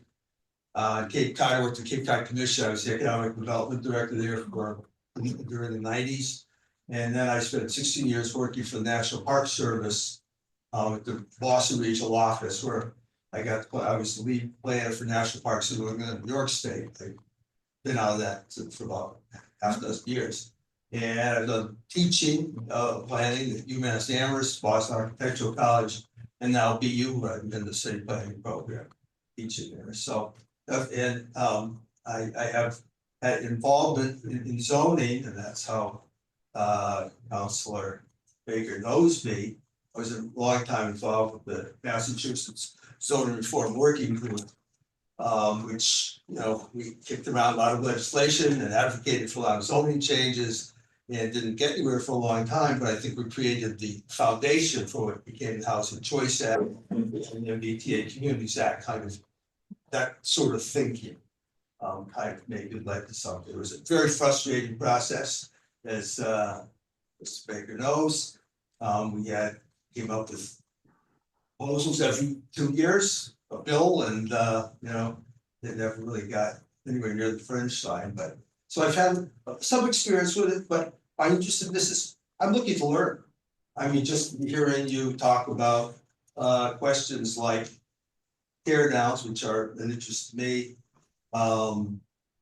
ADUs, accessory dwelling units, all issues like that. That's the kind of things that I'm just interested in, being able to be involved in the real nitty gritty of it. I think is really intriguing. So, Councilor Janberg and then Councilor Howard. First of all, thank you very much for being willing to serve. And we look forward to having you with us until 2030. That's terrific. And you've got a wealth of experience. And we noticed, as you mentioned, from Cape Cod to New York. Did you have any hand in the East River Park? That's No, now I being- was in New York. I was in Springfield. Oh, you were in Springfield, not in New York. Right. Okay. Okay, yeah, because there's a big thing going on there now, on the East River that's gonna be marvelous when it's done, in like 20 years or so. Thank you very much, and, Fairfield Street is in your ward. No, I tried. Just off of Lowell, block from North High School. Great, good. Thank you, we look forward to, having you on board. Sure. Councilor Albright. So I'm proud to have Mr. O'Connell as one of my not too distant neighbors. And claim you for Ward 2. Your resume is amazing, and your experience in the area of planning covers a tremendous depth and breadth of knowledge. So I'm just really thrilled that you're willing to join the Planning and Development Board. It's been, and I'm not seeing a lot of people raising their hands, so I'm prepared to move approval if That sounds this is fine. the time for that. Unless anybody else had any comments or questions? Thank you. Sure. Yeah. Okay, I take that as a motion that's been made to approve your appointment, and all those in favor will say aye. Aye. Any opposed? Any abstentions?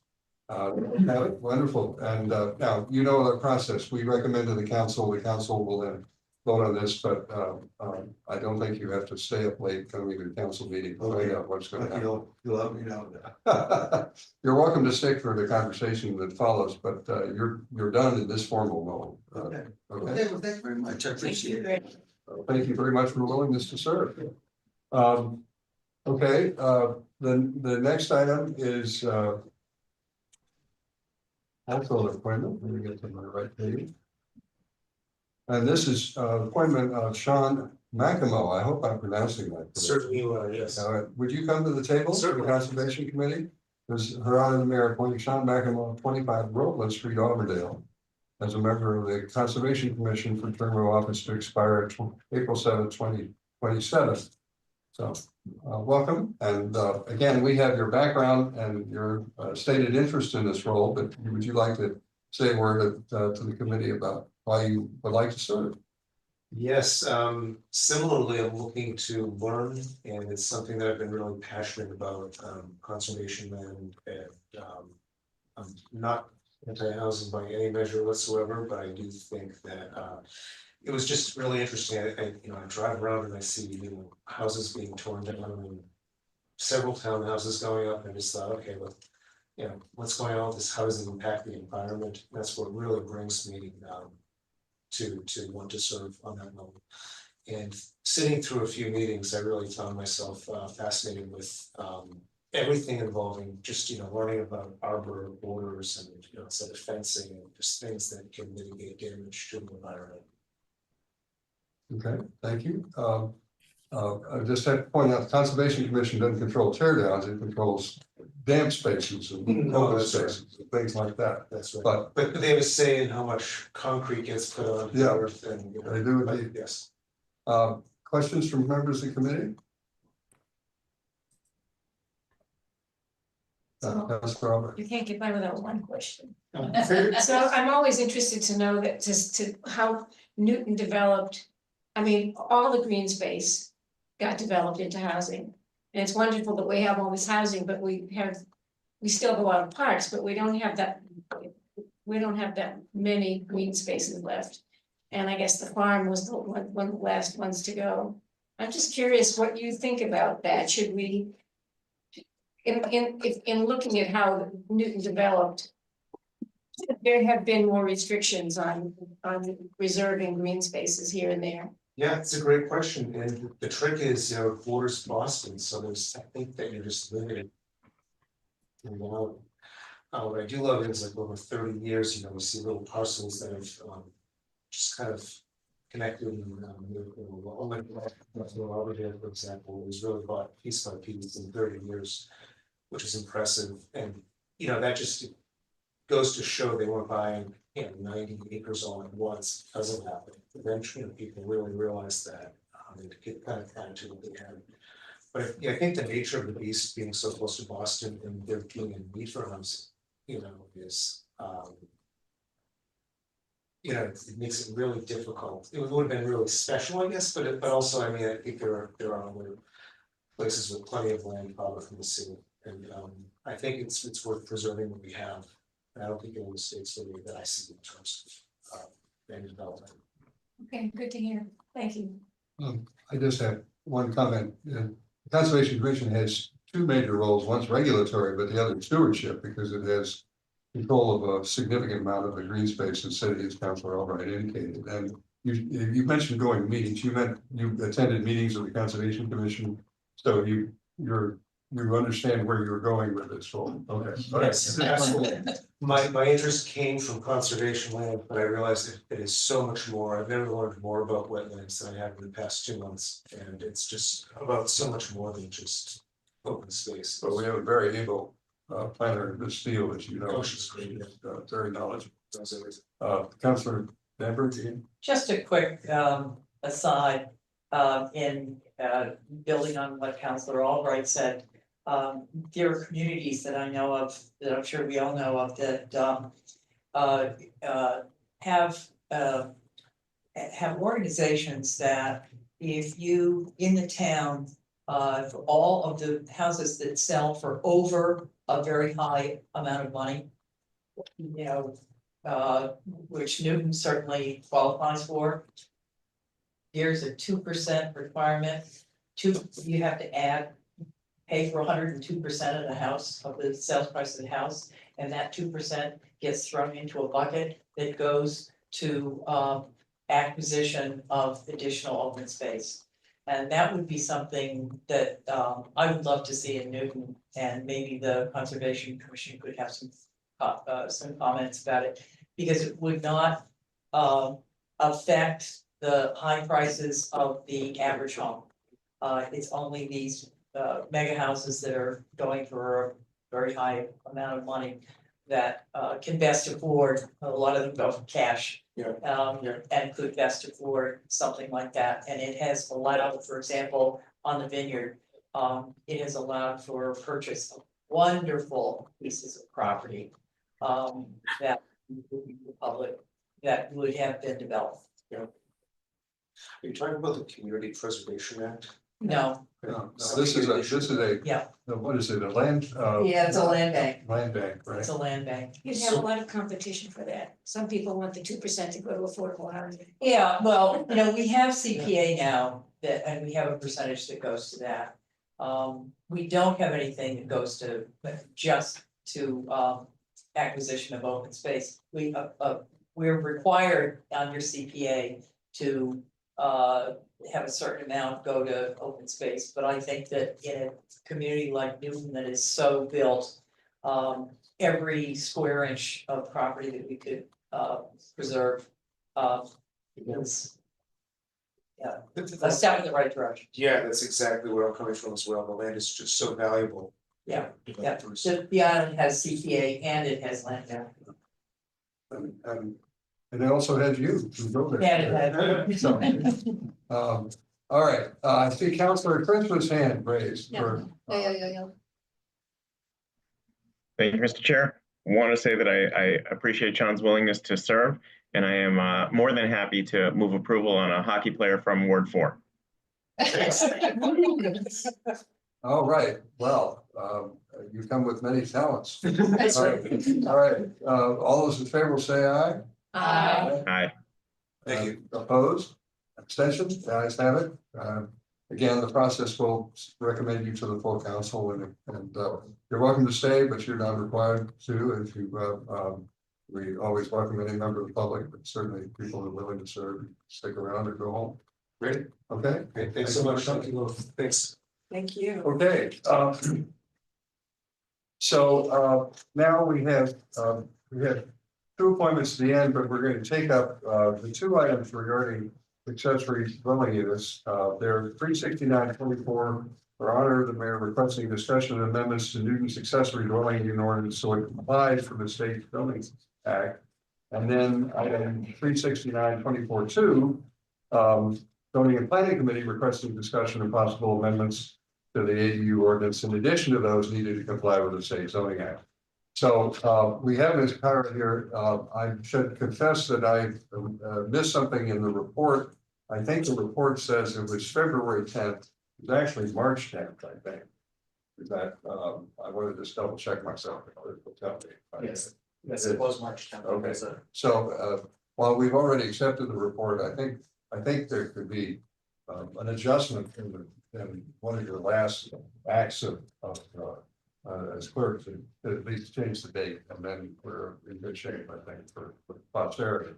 But I just want to say that Ms. Norton has been really extraordinary in helping draft these reports, which have covered very comprehensive matters over these months that we've been working together. And it's just no disrespect to you, but you've got a hard act.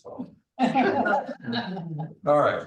So now, Ms. Kyra, I think it would be helpful if you would take us through your memo that you prepared and just point out the things that are required and then the things that are optional, because I want to make sure we deal with the required items first and then the optional items second, but they are sort of merged together. So if you feel comfortable doing this virtually, and of course, Mr. O'Mell is here to backstop. Mr. O'Mell, do you want to come to the table so that you can be heard if necessary? Sure.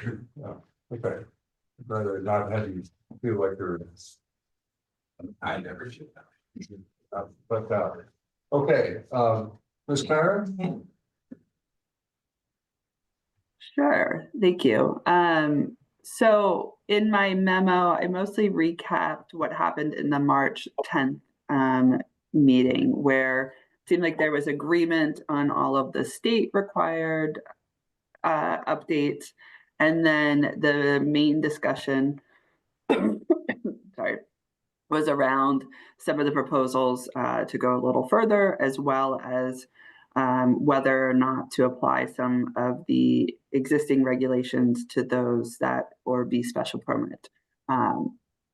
So the main sort of updates from last time, or that the draft proposal would allow for a 1,200 square foot by right internal ADU in an existing building.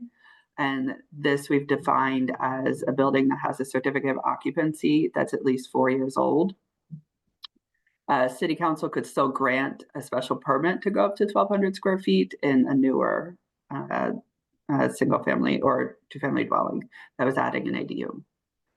The next one is allowing a 1,200 square foot by right detached ADU in existing buildings. There seemed to be consensus last time to allow 1,000 square foot detached ADU by right for new construction, and up to 1,200 square feet if an existing accessory building was being converted to an ADU, such as a garage. Again, we define this as having a final building permit sign off that was at least 4 years old. These buildings don't receive certificates of occupancy, so it would be based upon the final building permit approval. So since following that meeting, Councilor Albright suggested an alternative approach that would require screening instead of requiring that the 1,200 square foot ADU be in an existing building. So we did provide language in the draft ordinance in the packet that would require a strip of densely planted shrubs or trees, at least 3.5 feet tall and forming a year-round screen, or a wall, barrier, or fence that's at least 66 feet tall, 60 would definitely screen it, and not more than 50% open. So this is language we had actually proposed a couple years ago when we were previously looking at ADUs and talking about whether or not to reduce the setbacks. We had put forward some language around screening if those setbacks were reduced.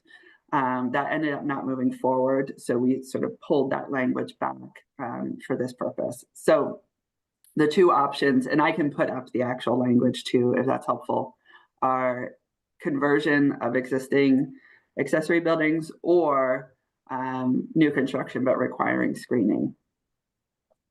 The other changes were around the special permit criteria. So there was consensus from the committee that didn't want to reference architecture. So previously, one of the criteria that the council would have to make a finding for in granting a special permit for a larger ADU was that the size, scale, and architecture of any exterior alterations were compatible with the principal dwelling. So we've since changed this to just say that the exterior alterations made for the ADU complement the principal dwelling. So I think this is broad enough to really be thinking about how the ADU fits in with the principal dwelling, but not tying the council's hands and having to require the same architectural style for the ADU, which is often not typical. And then the final language that was included or voted on that came out of the discussion was allowing for historic carriage houses in local historic districts to convert to ADUs and removing the 15-foot sort of requirement between an existing historic carriage house and a residential dwelling on an abutting property. So this would allow more historic carriage houses to convert to ADUs. They still would have to go to the historical commission to be deemed historically significant. And then any changes to the exterior will have to be reviewed by either the Newton Historical Commission if it's outside a district, or the local historic district commission if it's within a district. Two other pieces that were added were adding language that just a statement that the council may consider owner occupancy requirements or parking needs as part of the special permit. And so that was added for both the internal and detached ADU special permit provision. I think those are the changes from last time. I'm happy to put up the actual language on the screen if you'd like. Let's hold off on that for a minute because I think we've got copies here, but I want to set a stage here for a minute.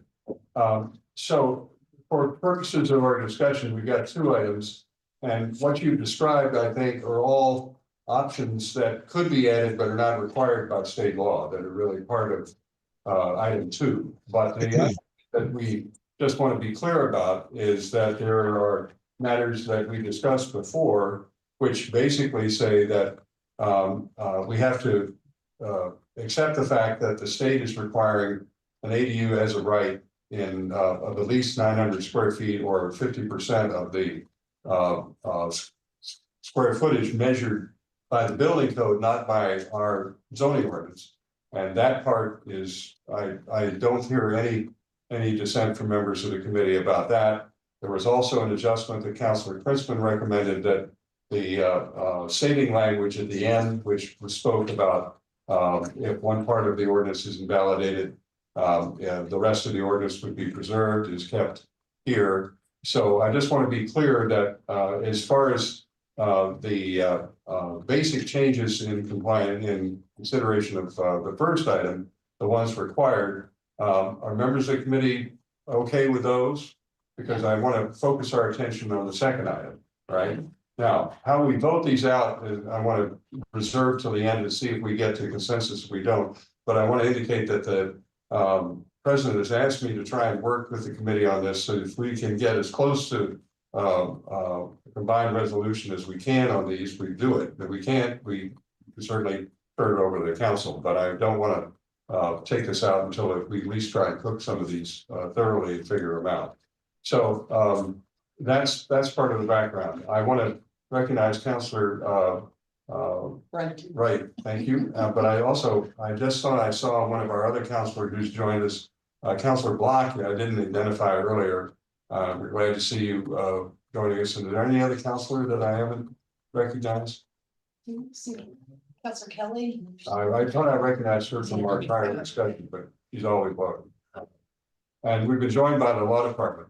There's one point, Ms. Kyra, that I understood from Ms.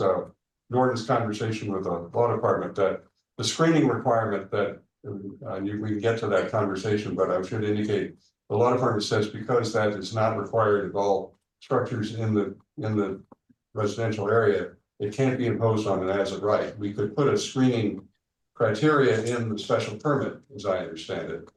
And there's one other clarification that I want to be clear about. The ordinance currently says there's one ADU per lot, and there was some question that came up about whether that meant you could have a special permit and an as of right. And the law department's interpretation, Ms. Wilson can confirm this for me, is that one means one.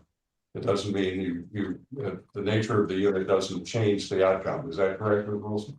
Yes, that's correct. It, regardless of whether that ADU is allowed by right or by special permit, one regardless of how it was created. Okay, so with that clarification, I want to focus on the specific changes if we could, and I'll recognize members of the committee. I'm sorry. It seemed, I don't know, Ms. Kyra wanted. Oh, Ms. Kyra, yes. Sorry, I wanted to respond to the first point. So the way it's structured right now is that you would still get the 1,000 square foot by right new construction detached ADU. So then you can put those conditions on the larger one, same as we're doing for the internal, where you get 1,000 square feet by right no matter what, and then can go to 1,200 square feet if it's in an existing house. So we did think about that. You can't add the screening requirement, just like you can't add that it has to be in an existing structure to your sort of protected by right ADU. So we have to provide an option without that, which we are doing. And then that allows you to go a little bit further. Oh, okay. But it doesn't have to be a special permit criteria. Ms. Wilson, is that, I want to make sure the law department's in the same place. Yes. When I responded originally to that question, I forgot about the fact that there was that gap between the 900 and then the 1,000 square foot option that we added at the last meeting. So for the 1,000 square foot, then that is between 900 and 1,000 square foot, the screening can be required. Okay, so my apologies. I don't think she interpreted that correctly. We don't want to put it on a 900 square foot. No. It would be between 1,000 and 1,200. It would be. Oh, yes, sorry. Yeah. The point is, just to clarify, and I was operating on a misunderstanding. If we're talking about what is available as of right in the statute, we can't do anything more than that. But if we're doing something more than the statute requires, we can add something to it. Right there, okay? So let's see if we can. I want to recognize members of the committee, and then let's see if we can do this in an orderly way. Councilor Wright. So I'm still a little confused by right internal ADU. So this first item is a 1,200 square foot by right internal ADU in existing buildings. That can be a 1,200 square foot addition. And that would be considered an internal ADU? No, because the certificate of occupancy for the building has to be at least 4 years old. Okay, so that's covering that it has to be internal. Well, so it's still considered the existing house. It's part of the existing house. Yes. I hate to muck this up a little bit. And maybe it's already covered in zoning for egress. Is there some something allowed in case you need, I believe with the ADU, you need 2 points of egress. And if you can't configure it in the house, is there something already in the zoning that allows a small addition for that egress? It's in the building code, isn't it? That's a good question. We can check on that, but I think it's less of an issue usually with the internal because you can have that egress within the house as opposed to having like the detached needs to have, like when you're converting like a garage, you're sometimes having to add the stairs or something like that, which So you typically don't see for an internal. So an internal ADU only needs one form of egress? I think it needs two. Yeah. I've seen situations where people have added a staircase on the outside. I know in the historic district, we had a design question about how the staircase worked at one point. But I think you need two safe means of egress, regardless of where, the unit is, whether it's on the ground or inside. I don't think that's a function of the 1,200 square feet. That's just. Right. Can we clarify whether the second egress can be into the house? I think it can be into the house. I think Over 900. Why do so many people have to add a stairway, external stairway? I think just the design makes it hard. They have one stairway going inside as opposed to two stairways. You could theoretically have, as I understand it, maybe Ms. Kyra could correct me on this. You could have an ADU on the second floor, and in some of the old houses, you had two stairways. One that's sort of back when people had servants, and they would have a staircase up from the kitchen, and then they would have a middle staircase to the same floor. I mean, my house has that feature.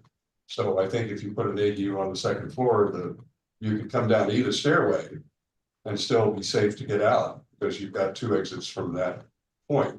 But I'm not certain about that. I haven't had an analysis done on it. But Ms. Kyra, can you shed any light on that? I think that's right. I could see there could be situations where your ADU is on an upper floor and you need to add a staircase coming out, but we can find out more from inspectional services. Okay.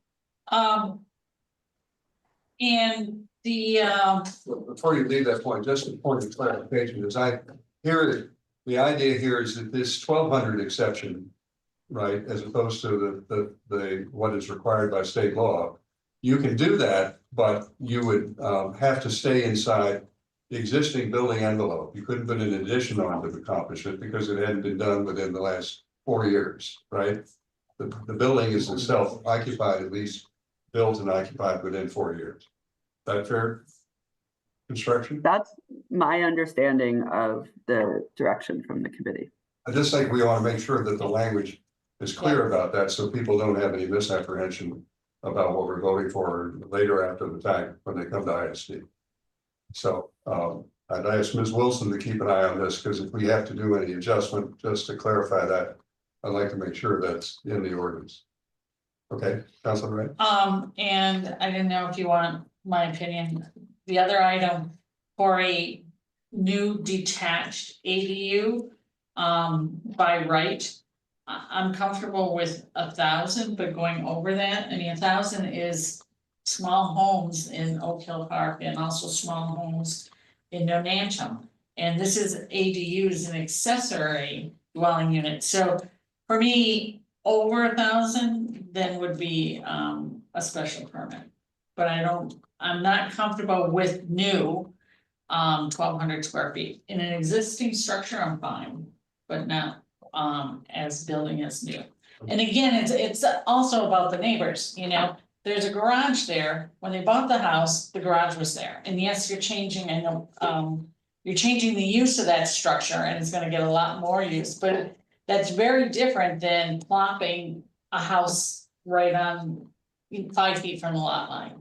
So I'm okay with existing, but with new, I would just like to see it at 1,000 and then special permit beyond it. And I do like the screening too, especially for new. Well, either one, because you're changing the use. So in either case, because you're over the 900 threshold, you could have the screening. Yeah. In either way. I mean, regardless of size, we Yeah. just, is every with screening one way or another? Hold on a sec. So right now, that's not how we have it written.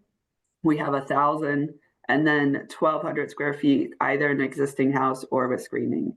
So we would need to carve out another category if you wanted to add screening to the 1,000 square foot. Because it's not just that it's over 900, you have to allow for a by right ADU of at least 900 square feet without the screening or other design requirements. So you would need 3 categories then. To be clear, if we wanted there are two issues. One is what is the size of a separate unit ADU we want to allow? Second, for anything over 900 square feet, what do we want to have as a condition for that, right?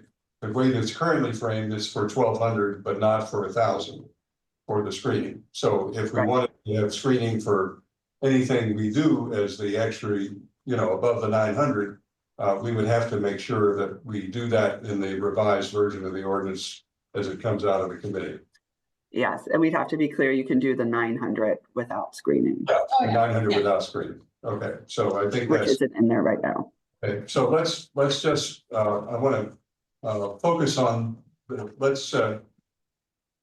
me just get an assumption that if we go beyond 900, people would like screening, or is there any concern about screening generally? If not, then I leave that issue as generally favored by the committee. But the question is, if even with screening, what is the maximum size that we ought to entertain? So let me just see where committee members are. So I'm going to start with Councilor Getz, then you go to Councilor Albright, and then Councilor Danberg, and then I'll go there too, if that's it. Okay, in our existing rules for all accessory apartments, there is screening required to minimize the visual impacts on the butters for parking.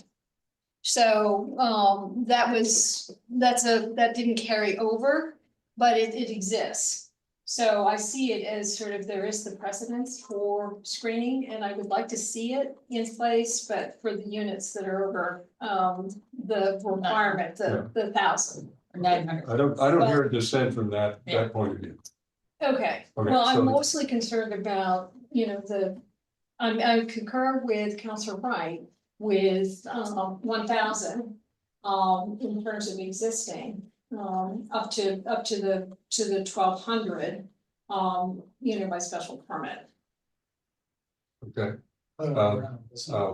So wait a minute, I want to make sure I've got people in the order I thought you said. Wait, did I, the 12, it's existing, it's 1,200. Yes. Right, but it has to be existing. And then we need to sort of concur with Jen, Kara, about, how many existing buildings would actually conform to the, to the dimensional requirements, That, I don't have that information. No, I'm not asking you, but it's just that requirement has to be in place. Correct, that they would, for the detached ADUs, non-historic carriage house, the existing accessory structure would have to conform to the height and setback dimensional requirements, unless you want to write in some exemption. But as is, they would have to conform. The only way around that is to be deemed a historic carriage house and convert. So I'm guessing probably not a ton of structures that meet exactly the setback height, dimensional requirements that could convert to the 1,200. But what I'm suggesting is, if in fact all of that exists, that screening needs to be in place. Yeah, I think the screening is, we're talking about anything above what is required by state law that we're doing.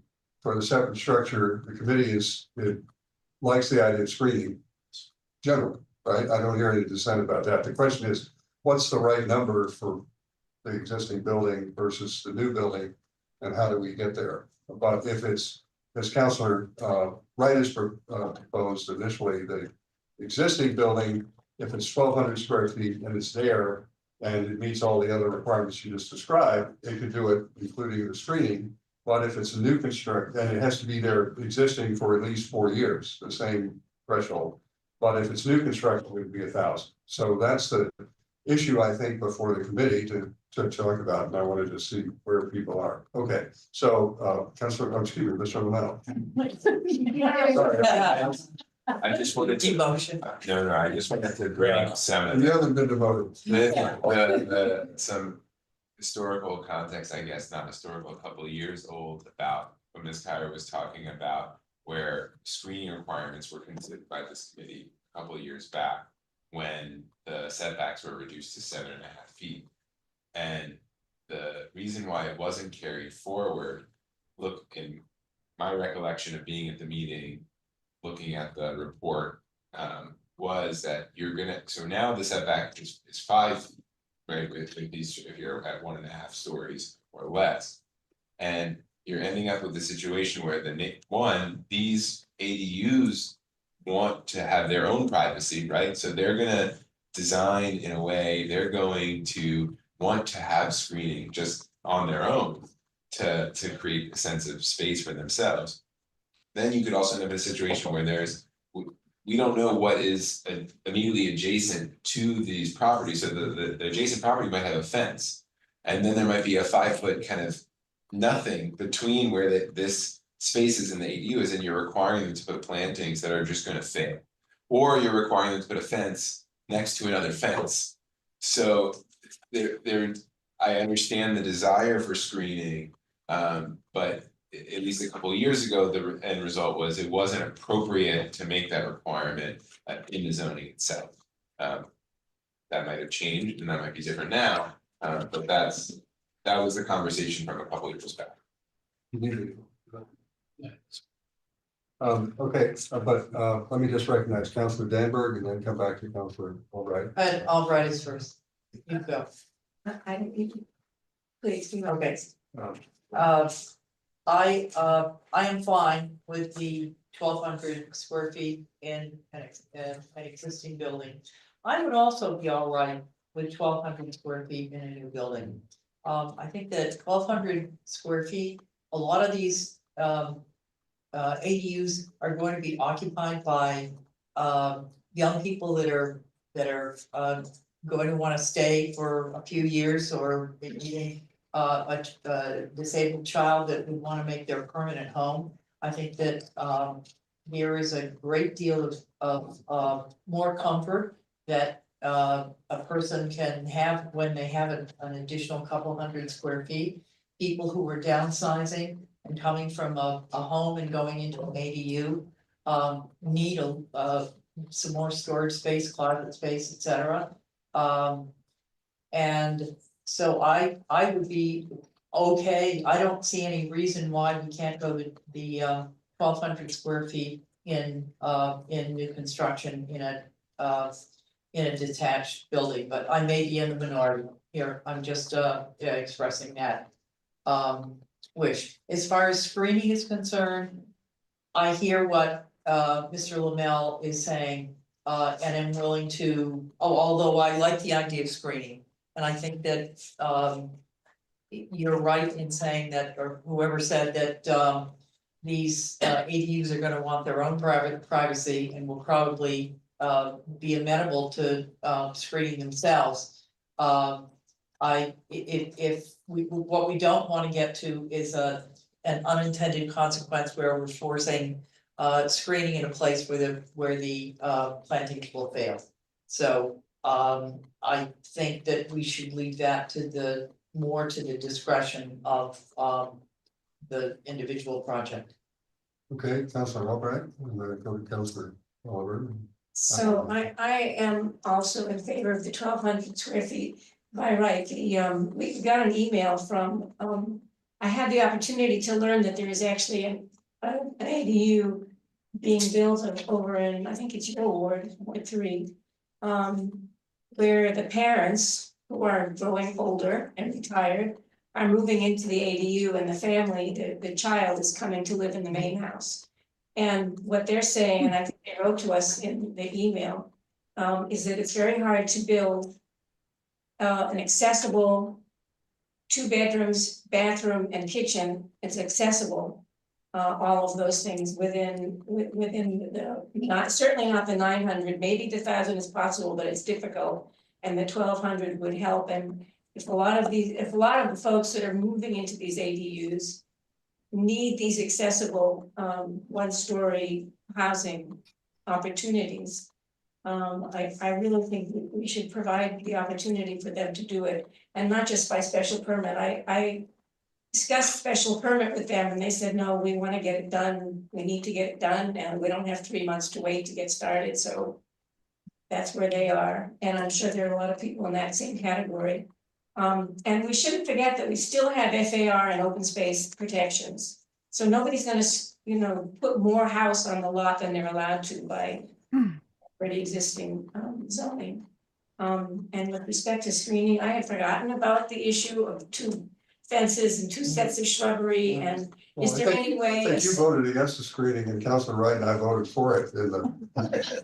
Is there any way to unless screening already exists, kind of an exemption?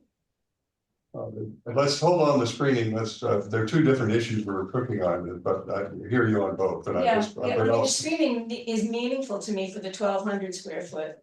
But what, not so much 1,000, but so that's why it's sort of very connected in my head. Okay, that's all right. Let me hear from Councilor Oliver. Sure,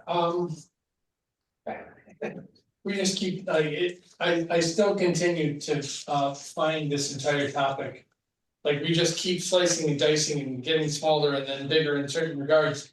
But in general, I think the larger the building, regardless if it is new construction or existing, and I do have some questions there on both.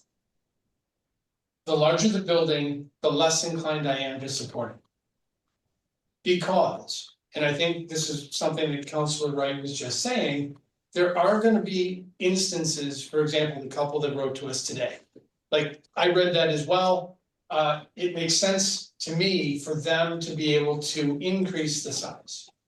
However, I don't believe that should be the special permit exemption, because I do not believe that is the normal for what we've been seeing.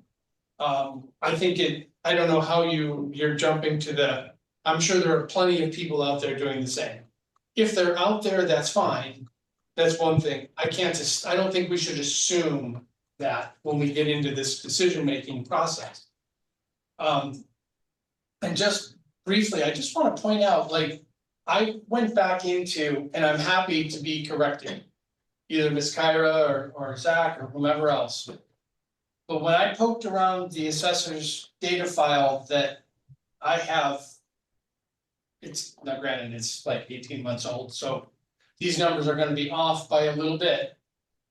But today in the city of Newton, not ADUs, we already have over 2,500 individual housing units that are under 1,200 square feet.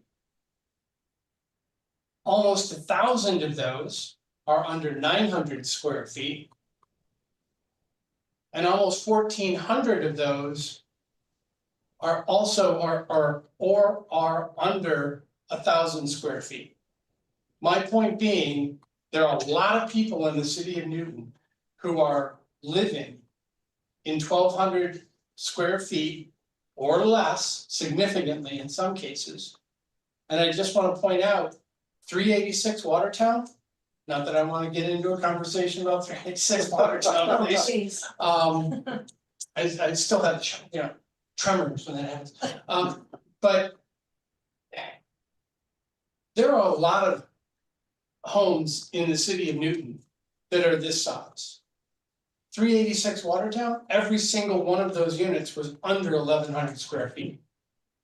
Going beyond that, all we're doing, in my opinion, is we're no longer creating accessory dwelling units. We're creating second homes on these lots. It's just, they're getting too big to be considered accessory dwellings, again, with the possibility of a special permit for what I would imagine are legitimate reasons.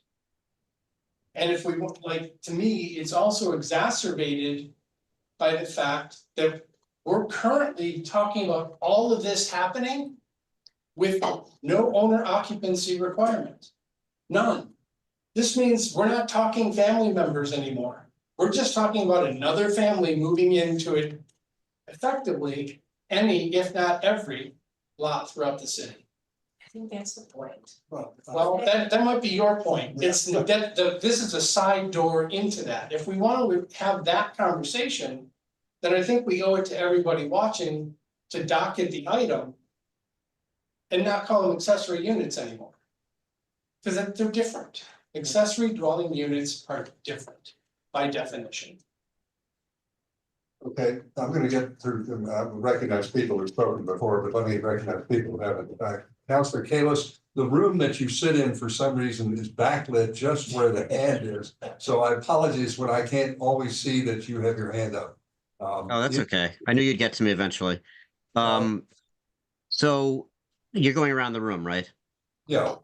Yeah, just right with their hand yeah, up. I support the 1,200 internal and external. I hear Councilor Oliver loud and clear. I do think part of the objective here is to create more housing.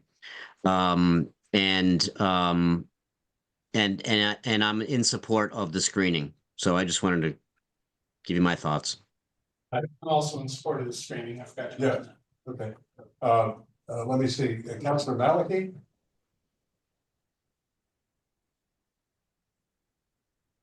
You're not a member of the committee, but I wanted to. Right, okay, thank you. I needed to find the unmute button. So I would like to concur with the comments of Councilor Oliver just now. I think this whole push to make them bigger and more liberal is counter to the original purpose, and we ought to be going for small. I had a question because somebody said that, oh, we'll still have FAR limits. We routinely get, special permit applications for houses where people want to go over FAR. If a building, if in the future somebody had, a house and an ADU, and they came in for a special permit to make either one or conceivably both larger, basically to go over FAR or go over FAR more than they were already over FAR, would they be able to do that with an accessory dwelling unit on the premises? So, Sarah, do you know? yeah, so they could still ask for additional FAR. Again, that's a special permit. You don't have to grant it. I mean, they are somewhat regularly granted just for single family homes. This would be a primary dwelling and an accessory dwelling that are staying under the same FAR that other single family homes are building out to and building above. But that's a special permit. So, that's discretionary. If there's an ADU on the parcel, I don't see it being treated any differently than if it's just a single family home asking for more ADU, more FAR. You can choose to grant it or not. Yeah, so I guess that's kind of that kind of validates my point, because how often do we refuse a increase in FAR? Not that often, and it seems like this is going to be. Yeah, that's the thing. You have that how often does it happen? It seems like if we, I sort of wouldn't want to hang my hat on the promise that, oh, the FAR limit will still keep things from getting too big, because you might be, when you build the ADU, it has to be under the limit of the total FAR for the parcel, but in the future, nothing prevents anyone from coming in to makes the house bigger, say. No, just like today with any other single family home, nothing stops them from coming in to ask to make it bigger down the road. The only thing with ADUs is they have a hard stop for how big they can get even by special permit. So even if they ask for more FAR, the ADU still can't exceed that 1,200 or 1,500 square feet. Yeah, but boy, when you start talking 1,500, that's like still like a house to me. I do have a question about the attic being excluded. Apparently, if an ADU has an attic defined as unfinished, it would be excluded from the size of the ADU. But if somebody got an ADU approved with attic space that was unfinished, and the ADU was under the size limit, what's to prevent them from going ahead and finishing the attic later? So if the attic went from the building code definition for not habitable space to the building code definition for habitable space, they would have to add that FAR and that to the size of the ADU. So if they maxed out their size already, And then they want to finish out the attic space, and it becomes, per the building code definition, habitable attic space. They couldn't. Do we think we catch every unfinished space being finished? I mean, I don't know. It's, again, this isn't unique to ADUs. We can't even catch the unpermitted short-term rentals and other things. So I guess I am not optimistic that that would be. Yeah. I mean, for the attic piece, that's coming straight from the state. That's not something we have discretion over. And that's the state definition of, attic, which relies on the building code definition for not habitable space. So I'm not sure what else we could do with that. Well, I guess the one thing we could do is not make the by right any bigger than we have to. But thank you. Okay, let me just indicate that I'm not in favor of going to 1,200 myself. I'm going to associate myself with the comments of Councilor Oliver. Councilor Crinkman, just to round out the committee. Yeah, thank you, Mr. Chair. I needed to wait until you had spoken to clarify my position.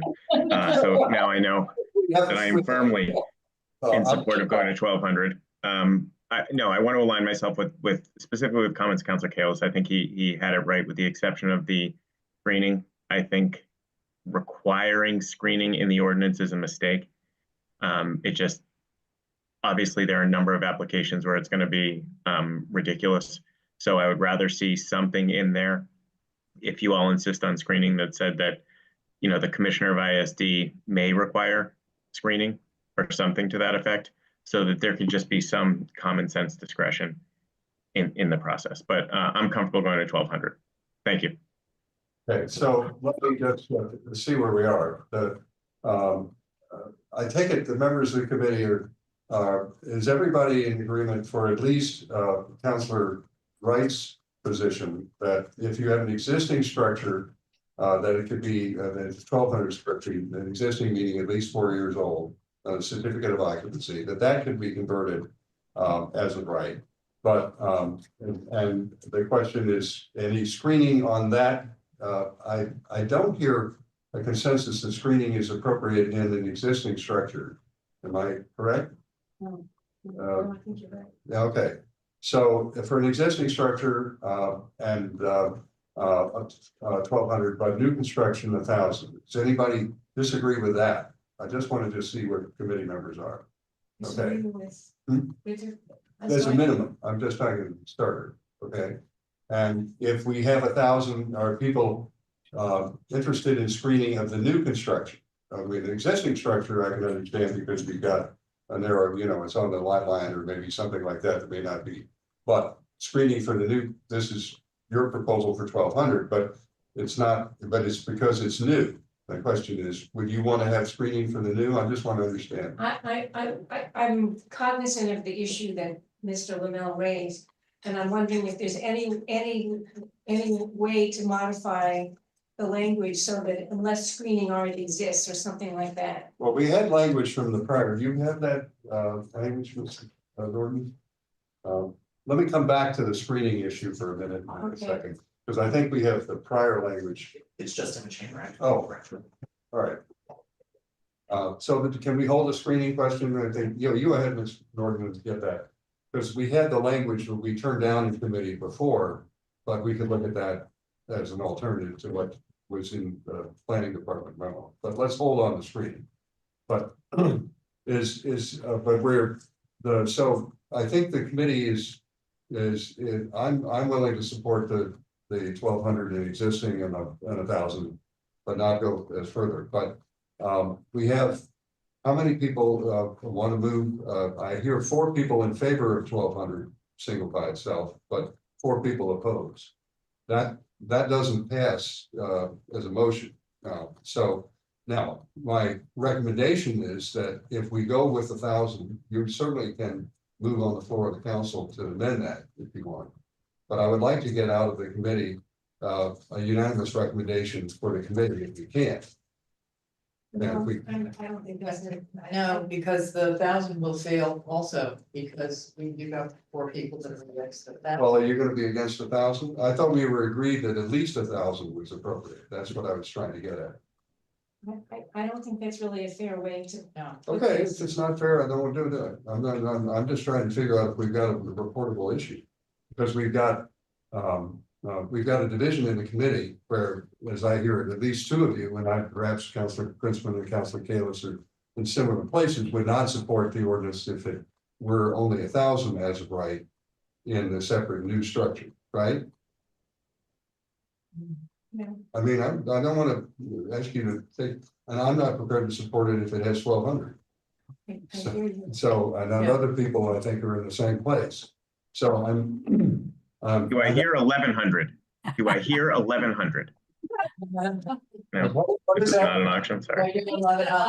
He's an auctioneer. Can we get everybody on 1,100?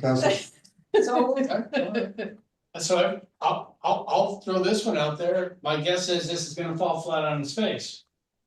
Add back in owner occupancy and 1,200 makes more sense to me.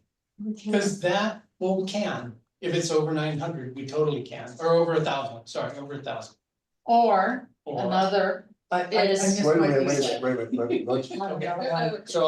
Okay, so We're trying to cure an impasse at the moment with a couple of ideas. One is to add owner occupancy back, which we did not do at the last conversation. Councilor Wright, you have an idea? Is allowed 1,200 for only SR1 lots.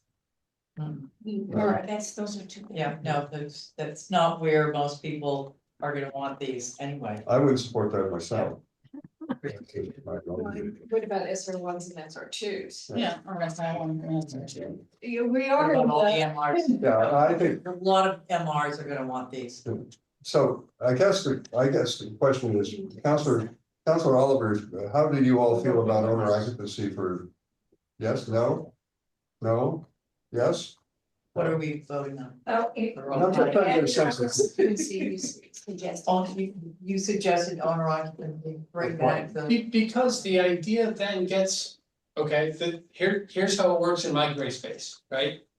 These then become they become accessory dwelling units.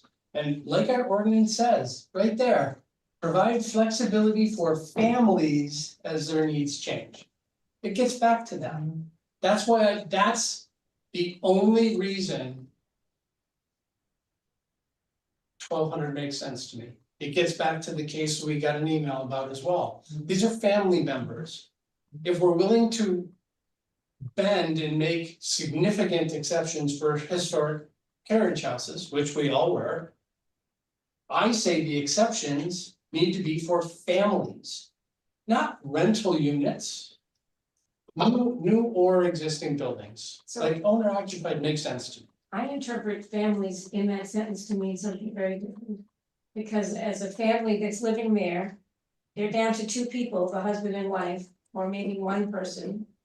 And that family has different needs to downsize or whatever, or to have extra rent. So I interpret it the same way. But it goes, I only read the first few words. It goes on to say, provide options for seniors to be able to stay in their homes. And for households with disabled persons. It's not new households, it's not net new. I didn't write it, I'm just reading it. All right, well, let's just see, Councilor Oliver's made, let's just see if members of the committee. Members of the committee who have opposed the 1,200 square feet be receptive to it with the addition of an owner occupancy requirement of over, I'm assuming anything over 1,000. You're talking about 1,000, you could not have an owner occupancy, right? And sort of, or not. Well, it would basically. Because we have to allow some as of right without the owner occupancy. So that it's like Ms. Cairo is indicating, there would have to be a carve out for the addition. So it would be under 1,000 and 1,000 to 1,200. It'd be 1,000 to 1,200 would be owner occupancy, but 1,000 would not require that. That is exactly what I just said, but different.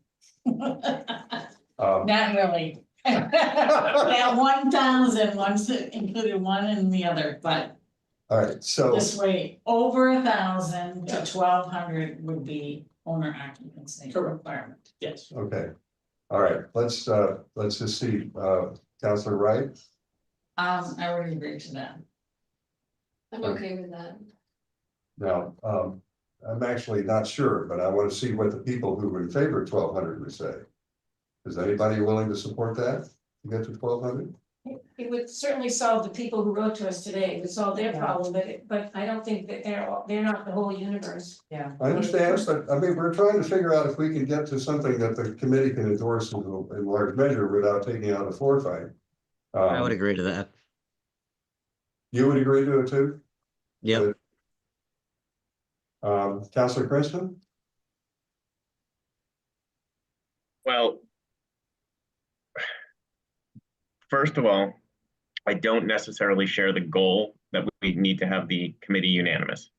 It's nice, it's wonderful, it would be great, it's a laudable goal, but seldom is this is this committee unanimous on things, and that's not the end of the world, and we can go to the full council.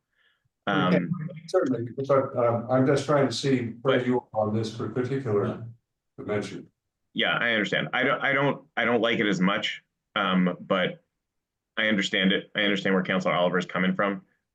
He said some wise things tonight, much even though they were self-deprecating in nature. I think he's actually said some very wise things, and I would begrudgingly support it. Say, I just couldn't hear the last word because sorry. I would begrudgingly support it. Maybe it was just hard for me to actually say it. I don't know. I'm sorry. All right, and Councilor Denver? I would support it for building it, for the first, when it's built. But what happens when the elderly parents move into the unit, one dies and then the other dies, and the kids are still living in the house? Do you have to keep that now vacant? That's what happens now. I mean, not even vacant, we have an owner occupancy requirement now. I think I think we're wasting unit spaces, when part of the goal here is to provide housing in the city, additional housing in the city. I could certainly say go for it. You can't build it unless you're gonna occupy it by somebody in your family, but once that party dies, I think we've got a problem here of an unintended consequence.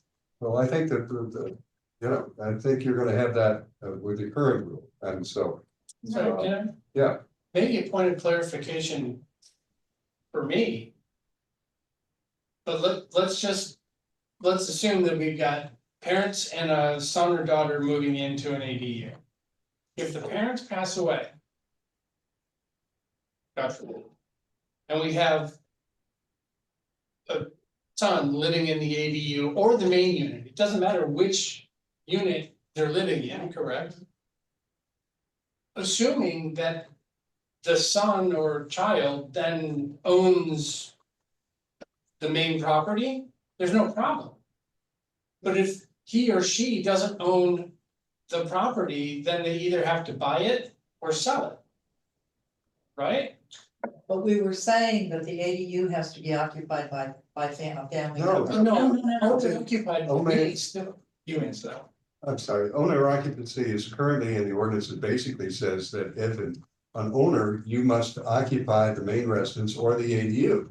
You're not having absentee owners. That's all we're saying. We maintain that provision in the ordinance that we currently have for those that we're going to allow to be built in new construction.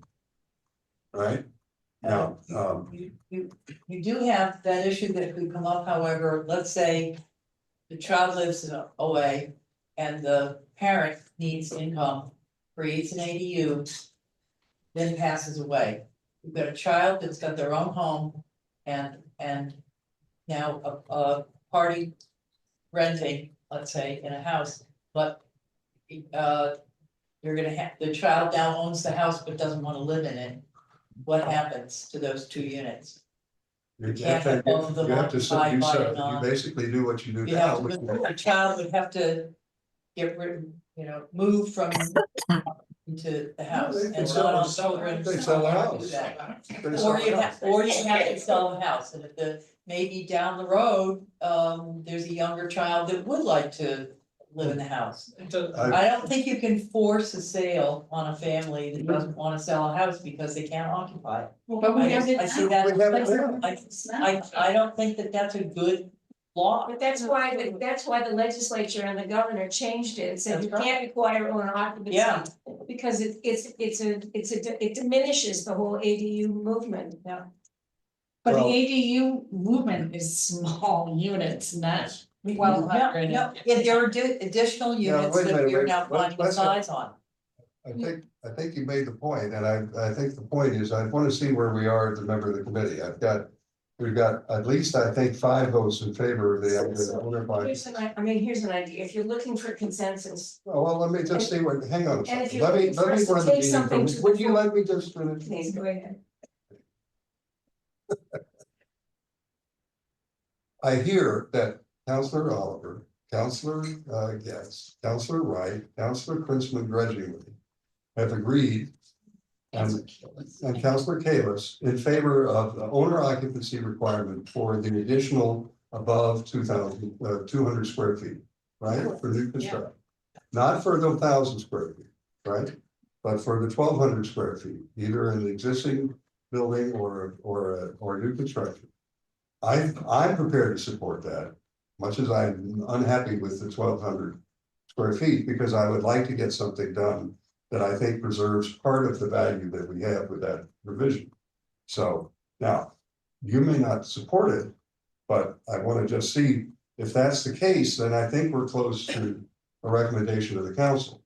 So that's where we are. And So what I was gonna say was, if you're looking for a consensus, that with something that we could take to the full council, I think that this gets us pretty close. okay. It would be 5-3, so at least there's something to go to. Well, it's more than that. 7-1. It's 6-2. 6-2. Even closer, Yeah, 6-2, well, sorry, I and- can't count that. And so I understand Councilor Canamberg, your point, and it's a well thought out point. I don't misunderstand me. I think it's still, however, part of our current ordinance. And this is a protection to try and make sure that we maintain some of the aspects of the for the larger ADUs. So now let me go to the screening question for a minute. If it's an existing building, I don't think screening, I understand the concern that, but you have language. Yes, I clearly. This was what we did not pass last time. I'll just read it. If a portion of the detached accessory apartment is located with a setback applicable to the principal dwelling unit, so this is only if it's in the setback. The portions of the detached within said setback shall be screened from abutting properties. Screening shall consist of one or more of the combination of the following: a strip of densely planted shrubs or trees which are at least 3.5 feet high at the time of planting and are of a type that may be expected to form a year-round screen. A wall, barrier, or fence of uniform appearance. Such wall, barrier, or fence may be opaque or perforated, provided that not more than 50% of the face is open. The wall, barrier, or fence shall be at least 6 feet in high and in compliance with the revised ordinance relating to fences. It's Chapter 5, Article 2. The required screening shall be located so as not to conflict with any corner visibility requirements or any other city. I think there's a missing word, ordinance. I don't know if that's the same page or. No, that's a different page. Okay. So that's, excuse me, yeah, that's this language. I'll just pass it out. I think our fence ordinance, it says at least 6 feet high, I think 6 feet is the maximum. Yeah, 6 feet's the maximum. Yeah, So that'd be yeah. clarified. That means. So what I was asking was, could we write exemption language that if screening already exists, a fence or screening already exists, it doesn't have to be replicated. Yeah. So Well, you don't I have to would- have 2 layers of screening. I think we ought to be able to do that. Could we do that, Ms. Wilson, Ms. Kara? Did you hear that? So if the screening already exists, I don't know that you would have to provide it. I think what Mr. Lamel was bringing up earlier is where the screening doesn't meet the letter of the ordinance. So say there's an existing 5-foot fence. Are you now adding a 6-foot fence right up against that? Or, the shrubs are 3 feet high rather than 3.5 feet high. So I think that's the question. If the screening that meets the letter of the ordinance is there, I don't see why you would have to provide it again. But I think you could be in situations where it's like not quite there. I think that, and I think the need is probably going to be, you know, if we're talking about, again, the 200 increment here, right? Between the 1,000 that you have as of right, because we can't impose it. We've made a judgment in the committee, and the state requires 900, but we made the judgment that sort of the threshold is 1,000, right? I mean, so am I clear, Ms. Kyra, that if we're talking about the additional 200 increment, in other words, if you're 1,000 square feet, you don't have to require owner of occupancy, you don't have to require screening. That's sort of where I think we are. It's the additional 200 square feet that we're looking at. Right. And sorry, just so I'm up to speed, we're not talking about existing buildings anymore, correct? No. Just focused on new construction. Yeah, but I think the owner occupancy is for the new construction, right? Yeah. We're not talking about existing buildings. So what came out of the straw votes at the last meeting was 1,200 square feet when you're converting an existing accessory structure. It sounds like that's off the table now. So you're looking at other ways to get to 1,200. Is that correct? Oh, I think that as I hear the committee, Councilor Wright was the author of that the committee is supportive of an existing building without any alterations to the building being up to 1,200 square feet straight away, right? The tricky problem is the new construction. Got it. Right? So we're talking about new construction for those situations where there's new construction as opposed to existing, that you have to be 1,000 square feet, right? But if you want to go to 1,200 square feet, you have to be owner occupied. And maybe screening, we haven't sorted out the screening piece. Well, it's over 1,000 feet. Over 1,000, yeah, without over 1,000 square feet. Okay, so it's like two different pathways to get to 1,200. Yes. You can either convert an existing structure, or you could be owner occupied. And I would personally prefer owner occupied in both cases, but I don't think that's where the committee is. I think the committee is looking at the new construction as owner occupied. I have a question on that. Wait a minute, let me just see where, and then we'll, yeah, what's your question? My question is, does that run with the property? Does that run with the property the way a special permit runs with a property? For example, 3 house sales down the road, 75 years from when the place is built. Are the new owners 75 years from now required to have that owner occupied, where the house next door, let's say, because it was in an existing building, does not require owner occupancy? They're building it. Yes, I believe so. So in perpetuity, that house. They would have to do annual affidavits.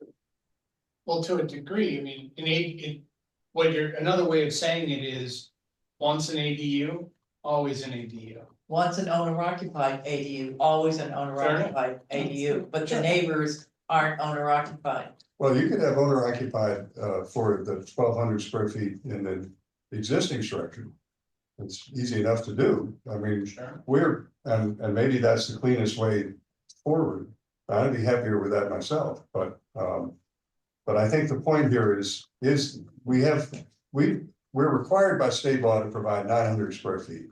I think the committee is willing to say we're willing to go for 1,000 square feet, right? Not 900. We do that as a bonus anyway.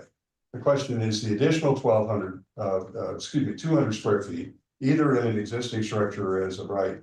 For me, I think the owner occupancy makes the rationale for that reasonable, because then you've got some control over it.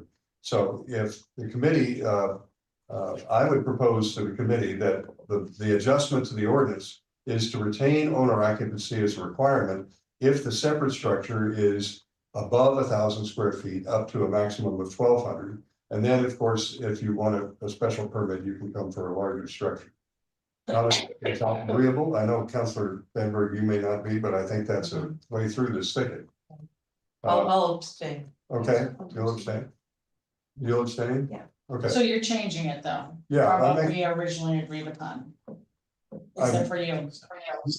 no, I want to just be clear, Because that. originally we were just saying owner occupancy for new. Right, but the question Over that 1,000. Councilor Danberg raised was the equal protection problem of somebody who puts the garage, converts next to somebody who puts new construction, so. My preference, this is my preference, but again, the question of the committee is where the committee is. To say owner occupancy in the increment between 1,000 and up to 1,200 maximum, and then of course you could add on to that with special permit. You mean for new and existing? Yes, Oh, no. I can't go there. okay, I just need to understand where people are. If you want to say just. Yeah, for new construction, where are people on the old? I'd prefer it just be for new. Yeah. New? Yeah. All right. Okay, so I think that we can't, we're talking about 1,200 in the existing structure without owner occupancy. And if you go for anything above 1,000 to 1,200, you have to have owner occupancy. Okay, For is new. that agreeable? Yeah. Or for new? That's where we started. No, I just want to be clear where we are. Yeah. And then the screening requirement, we want to have screening for the new construction, not the existing or not? I want to just understand where we are. I heard. We don't want to double the, If it's pre-existing. screening.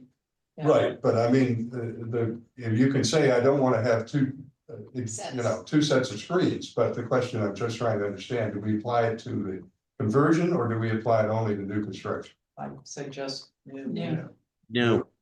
Okay, so the screening requirement would be applied to new construction. So there are two things that occur for new construction between 1,000 square feet and 1,200.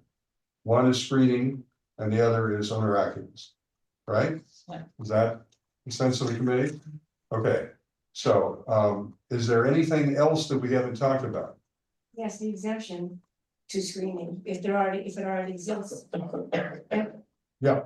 The Okay. problem that Ms. Kyra talked about, it's because we have a 6-foot fence requirement and a 3.5 foot shrub requirement. If we took out the feet on the fence and the shrubs, would that satisfy people that they're screening so that way you don't have to put a 6-foot fence next to a 5-foot fence? Yeah, you don't need Can we that. just provide discretion to Yeah. ISD to require screening? We're not going to come up with all the scenarios here. Right. So just take out the numbers Yeah. and leave it to discretion of ISD. How about Ms. Kyra? Where is she? So my question was, so going back, we haven't talked about the 1,500 square foot special permit option. So at the last meeting, it sounded like the straw votes from the committee were to not require owner occupancy on special permit ADUs, but it seems like now we're requiring it on some of the by right. Does that mean the committee also wants to require owner occupancy and or screening on when there's a special permit?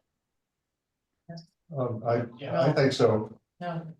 but that's just my view. Let's see where. Councilor I Wright? thought we established that the special permit, it could be a condition of a special permit, that it wasn't necessary to Right. add it into the ordinance. That's Right. correct. What we could do in the special permit is add screening into the criteria in the special permit list. Yeah. Right? Then that would do it because you've got owner occupancy as one of the things that can be considered. You could add screening into that. Would that do it? Well, I think he's concerned about owner occupancy. Let owner occupancy also be one of the criteria that they can choose to do or not do. The land use committee could choose or not choose. Yeah, I would prefer to keep it in the special permit. I but see too many unintended consequences possible down the road. Sorry, can you just repeat, you prefer to? I was initially advocating that the owner occupancy be part of special permits. That was my personal view.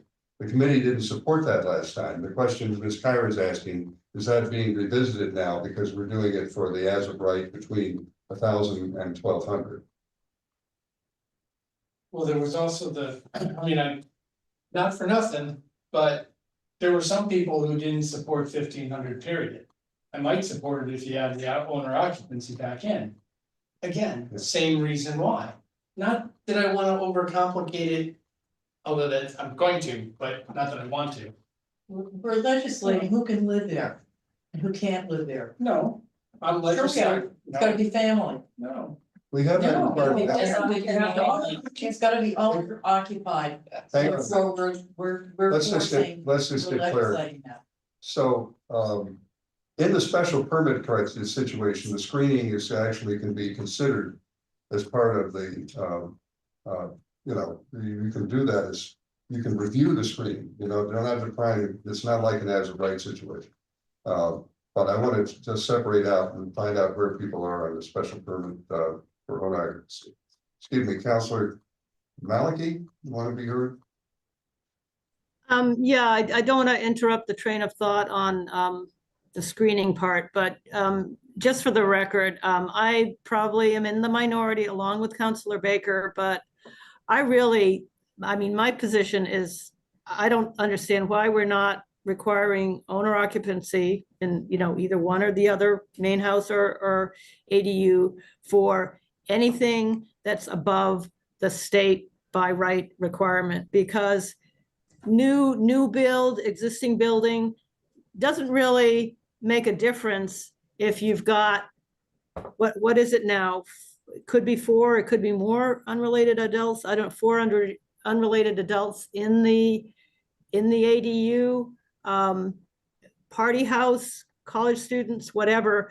The requirement for owner occupancy, going back to when we originally passed the ADU ordinance, I mean, the idea of owner occupancy to me is that the person who owns the property kind of has skin in the game, and if the people they're renting to are totally obnoxious, it's their problem too. It's not just the neighbor's problem.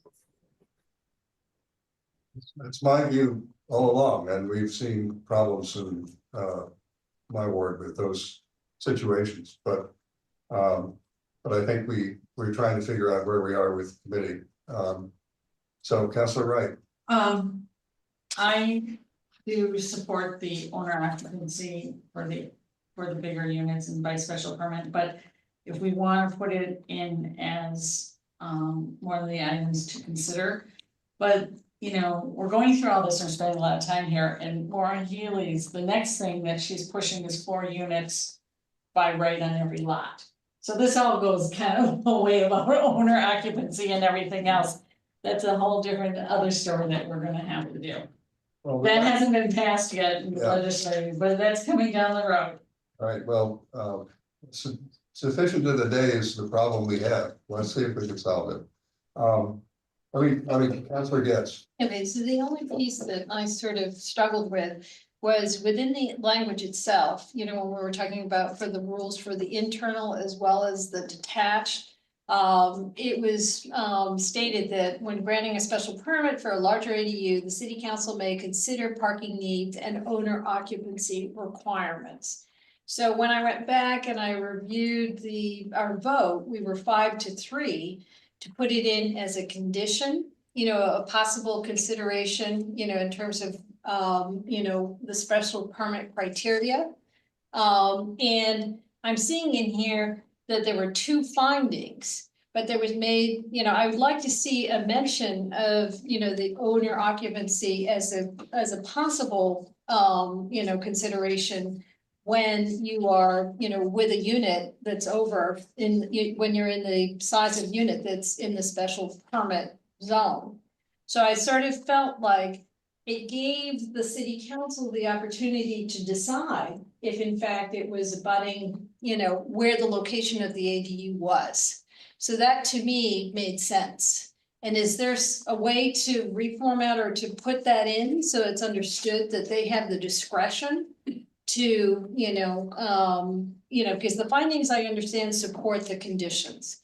And this is what we're doing right now. It's not a requirement, it's a potential condition, correct? So I sort of, as if where it's located is going to be Well, that would be significant. very acceptable to me as you put it in as a consideration for the land use committee. Yeah, I could go with that. Okay, well, So, sorry. I just want to make sure I'm clear. So what and maybe I got this wrong, what I took away last time was that the committee wanted to make sure the applicant knew that this could be a condition.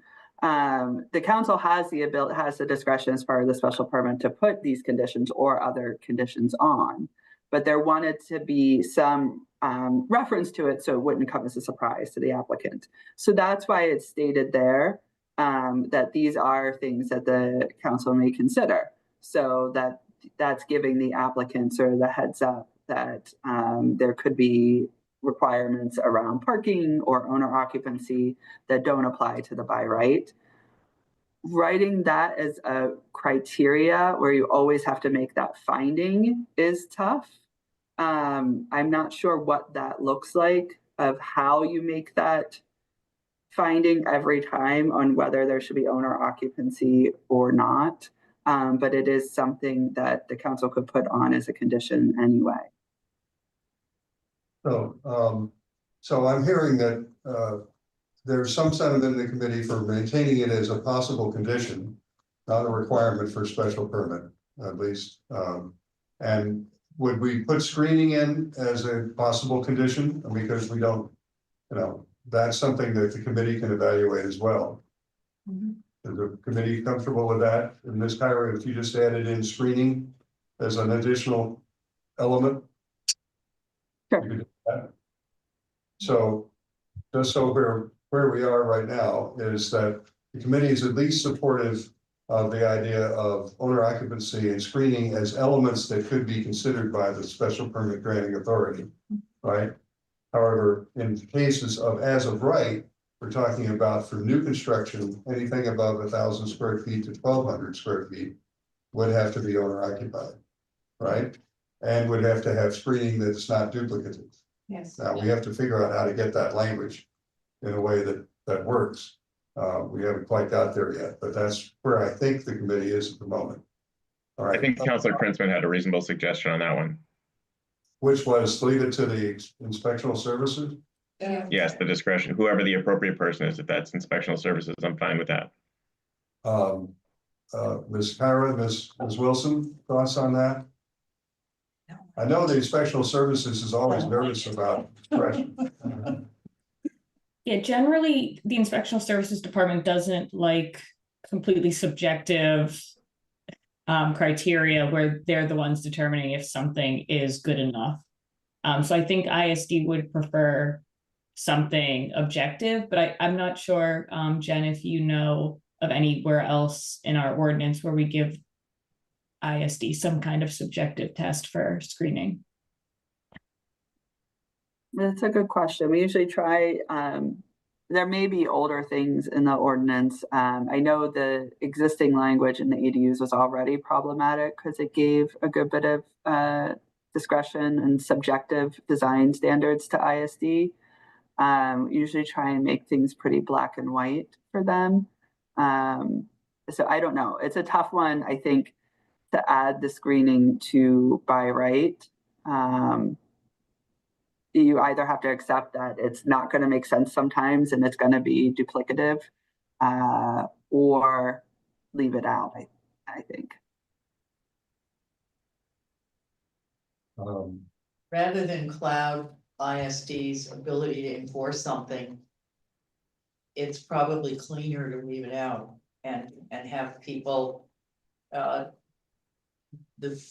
builders or creators of these units are going to want them attractive. And if there's no screening there, they would probably want to put screening. I It see puts a it. lot of faith in the. Yeah, I see it difficult if there's a 5-foot fence, for example, or a 4-foot fence. And ISD is now being to determine whether that fence is good enough.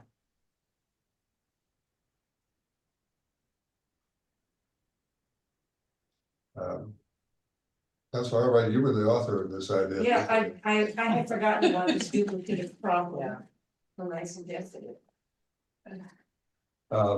So Yeah, Do you want to unsuggest it? I mean, maybe a minimum, and so the thing is, we're talking about a new 1,200 square foot house 5 feet from the property line.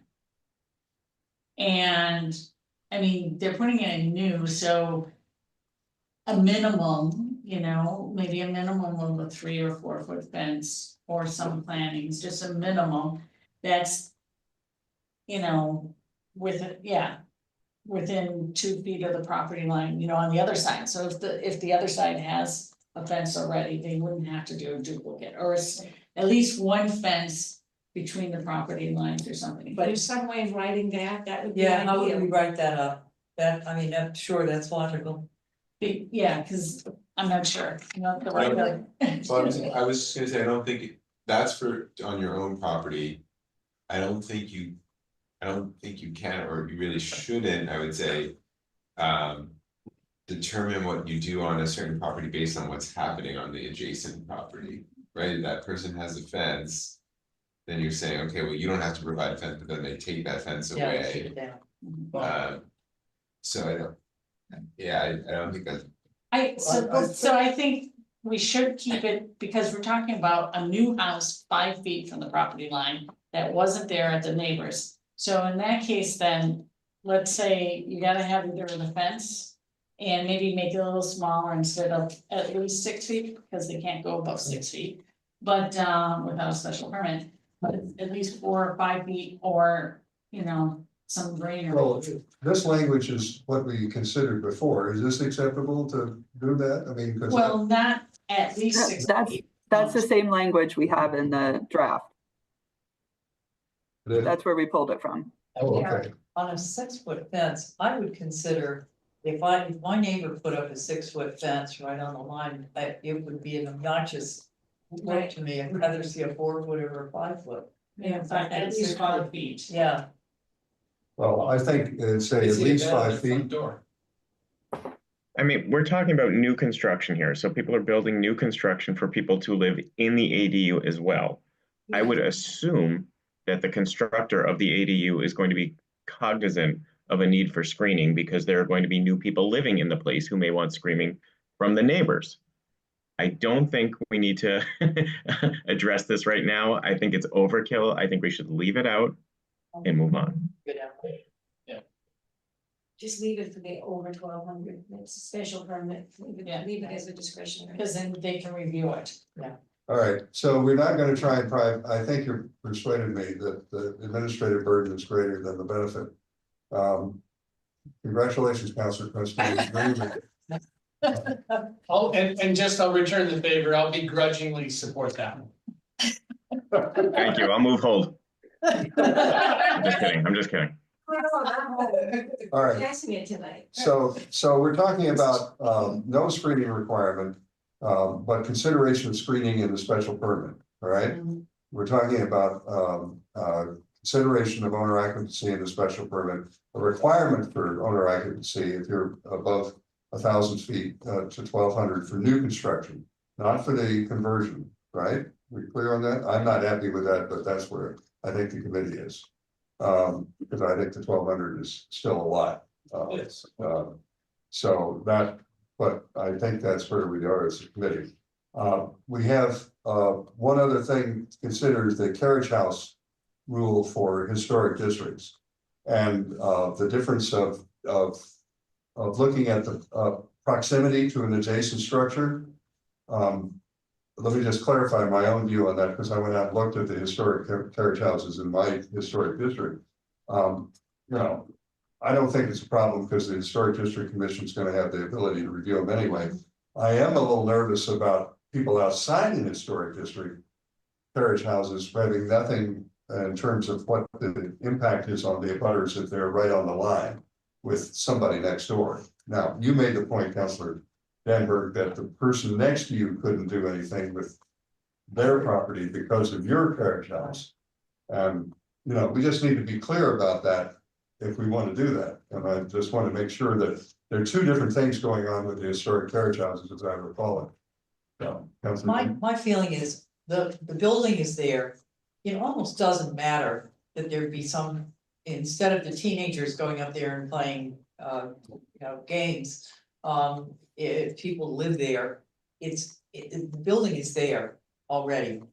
I would say we should not prevent somebody from putting an ADU in a building that's existing just because my carriage house is occupied 7.5 feet. Okay, that's an argument in favor of what the department has proposed. Yeah. Okay, comments from the committee? Yeah, I support it. okay. Anybody opposed to that? All right, I just want to be clear of what we're doing here, because we're making it, this is a citywide change, it's not just for the historic district. Yeah, Councilor. well, the only piece that I sort of picked up on, and we had a little bit of a conversation about this, Ms. Cara, is there is such an underreporting, just even in the assessor's database of existing carriage houses. I mean, I look and I know for a fact that all of these carriage houses exist and they're not showing up on the database. So I would be hugely supportive of us in, down the road of doing a survey. Because I really think we need an inventory, because I think there is an inventory somewhere. No, there's a Macris inventory, but not of the carriage house. but it's, Ms. Kyra sent me a list of about 2 pages of what she could find going through the state historic register. And she's absolutely right. Some of them are buildings that no longer exist. Some of them have been made into houses. Some of them, it's not a clean sample. I know there's a survey of historic properties going on. It's the mid-century ones, Yeah. that's Yeah. currently being done. But I just sort of feel this reporting has not happened. And I think we really need one of these surveys because it's hugely wide. Well, It's we don't wide. have to pass this change if we don't know what we're No, doing. I'm supportive. I'm Oh, okay, supportive all right. because I want to do everything to support these buildings, so I think that, but unfortunately, we don't have an inventory of these buildings. And they exist. Yeah, well, I don't think we can cure that for this conversation. All right, I just want to be clear about the owner occupancy requirement for the existing building up to 1,200 square feet. I personally support it, but I don't know, I want to get a sense of the condition. Councilor Oliver? Please go elsewhere. I only caught half of what you were just. No, well, let me restate the first half. Fair enough. I just want to be clear, we have owner occupancy for new construction between 1,000 and 1,200. Owner occupancy, I would feel much more comfortable personally supporting this if it were included in the conversion of existing structures for the same reasons that I supported for new construction and the reasons you've argued. But I wanted to see where the committee is. I prefer both existing and new between 1,000 and 1,200. Okay. So no, can I just say, I'm in favor of an overlay district for wards or precincts that are affected by universities. Because it feels like a lot of what you're wanting is affected by the fact that you have Boston College and others have LaSalle. And I really think we should deal with that problem instead of making the whole city deal with that problem. All right, Councilor, but that's No, I'm supportive of existing, in Okay. terms of the sizing. Councilor Wright. I'm supportive of what we originally decided on, so not, Not existing. Yeah. All right, Councilor Danvers. I'm not sure what the question is. The question is, do you support an owner occupancy requirement for an existing unit between 1,000 and 1,200? No. Okay, Councilor Crispin. I think he's a good person. This is my begrudging, so I'd rather not have it, frankly. Councilor Kalis. No, it's on for new only, as far as I'm concerned. Okay, I just want to be clear of where we are as a committee, all right? That is not my preference, but I think that's where the committee is, okay? So we have, I think, have we covered all the bases of the changes, Ms. Kyra? Anything we have not discussed? I think that's it. Do you want to discuss parking requirements? I would love to. Let's take a vote. No, It's let's- 20 after 10. All right, so we have the recommendation from the planning department that's before us that does not include the screening requirement that Councilor Albright initially proposed and then retracted. We have restored a owner occupancy requirement, and we'll need to have the annual reporting piece in there, Ms. Kyra, for that purpose. You just grabbed that back from the old ordinance. For the increment between 1,000 and 1,200 square feet for new construction, but not for conversion of an existing building that's over 4 years old within the envelope of the existing building, right? I think that covers everything, right? I hope so. Okay. All right, we can always, recommit. That's seems to be a favorite activity of the council from time to time. But I hope we can get this done. All right. All right, let me get a vote on the ordinance as proposed with the amendments given by the planning department with those adjustments. All right. All those in favor will say aye. Aye. Aye. All those opposed? One, and I'm still troubled by the owner occupancy, but that's why. And abstentions, 2. 2 abstentions. Okay, so the ordinance passes as amended with 2 abstentions, 1 opposed, and we'll send it out to the council and see if we can get this done. All right, everybody clear? As mine. I'm kidding. Council Okay, Princeman. Yes, We please, have to, please. we are Oh, moving- we have two more. we have to, these are both items because we have new items as well as the required item. So they're both going out together with one. So this, just to be clear, we're voting both items. We don't- In parens, and I thought it's one package under the main item, parens 2 has to be held, there was not a separate public hearing. It all goes out under the main item. But that, it's broader than the main item, so I think I thought the notice was big enough to do both. That was the whole. Yes, the public hearing notice was broad enough to do both. What is referred out is all under 369-24 as. I think you gotta refer both of them, As because one of them, amended, so maybe it's the first item as amended. well, except that's, why can't we refer out, I'm sorry, I just don't understand why we can't vote the second item too. So. I don't wanna hold anything, I wanna dispose of it, either way, have to NAN it. We can NAN parens 2.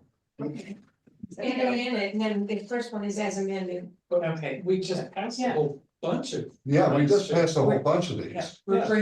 we're bringing the amendments under. Into First one. Is that what you're Yes, yes, that is what So I'm saying. effectively, everything we just did, all the amendments go to The first. the main item. But that's Yes. not what they're for, they're additional beyond and above, so I'm not gonna support it on a procedural basis, I think we report out both items. I'm sorry, just, Norton, I just disagree on this one, I'm gonna. This is, we've gotta get, one is for what is required, we've taken care of that, but these are additional. I just wanna make sure that they're clear that these are additional requirements that are not part of the requirement for the ordinance. And then, we'll vote both of them out. All right, so let me just be clear, this is on both docket items. Again, let's get a vote from the full committee, all those in favor will say aye. All right, opposed, one, and abstentions? So this is on the first item? Or No, this- both, everything, Oh, okay, all right. all right. So You're saying. Abstain. I'm sorry, Which one to approve the first one, that Yes. we need the I'm states? absolutely right, my apologies. Oh, this Yeah. Let's do the this. state, The yeah. first item on the ones that are required, all those in Like- favor for that? Yeah. Okay, Aye. unanimous. 8-0. Yeah. For the additional changes that were made, all those in favor for that, we got 5 in favor, 1 opposed, and 2 abstentions. Yeah. Okay, Correct. now we've got it, I think we've got it, we'll live with it, but I think it's if important to anybody make has a this problem distinction. with it, we'll give you your phone number. Yeah. That's right, okay. Well done. All right, now, anything that, members of the committee about this we haven't discussed, because I want to move on to the last 2 items. All right, so I think we've done with accessory apartments tonight. And we're going to carry on with the two appointments, and we have the reappointments. They are. I have to find a copy of the agenda. Thank you.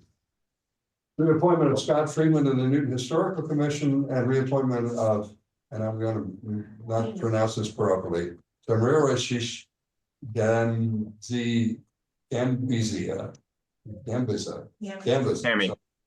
Newton Affordable Housing Trust.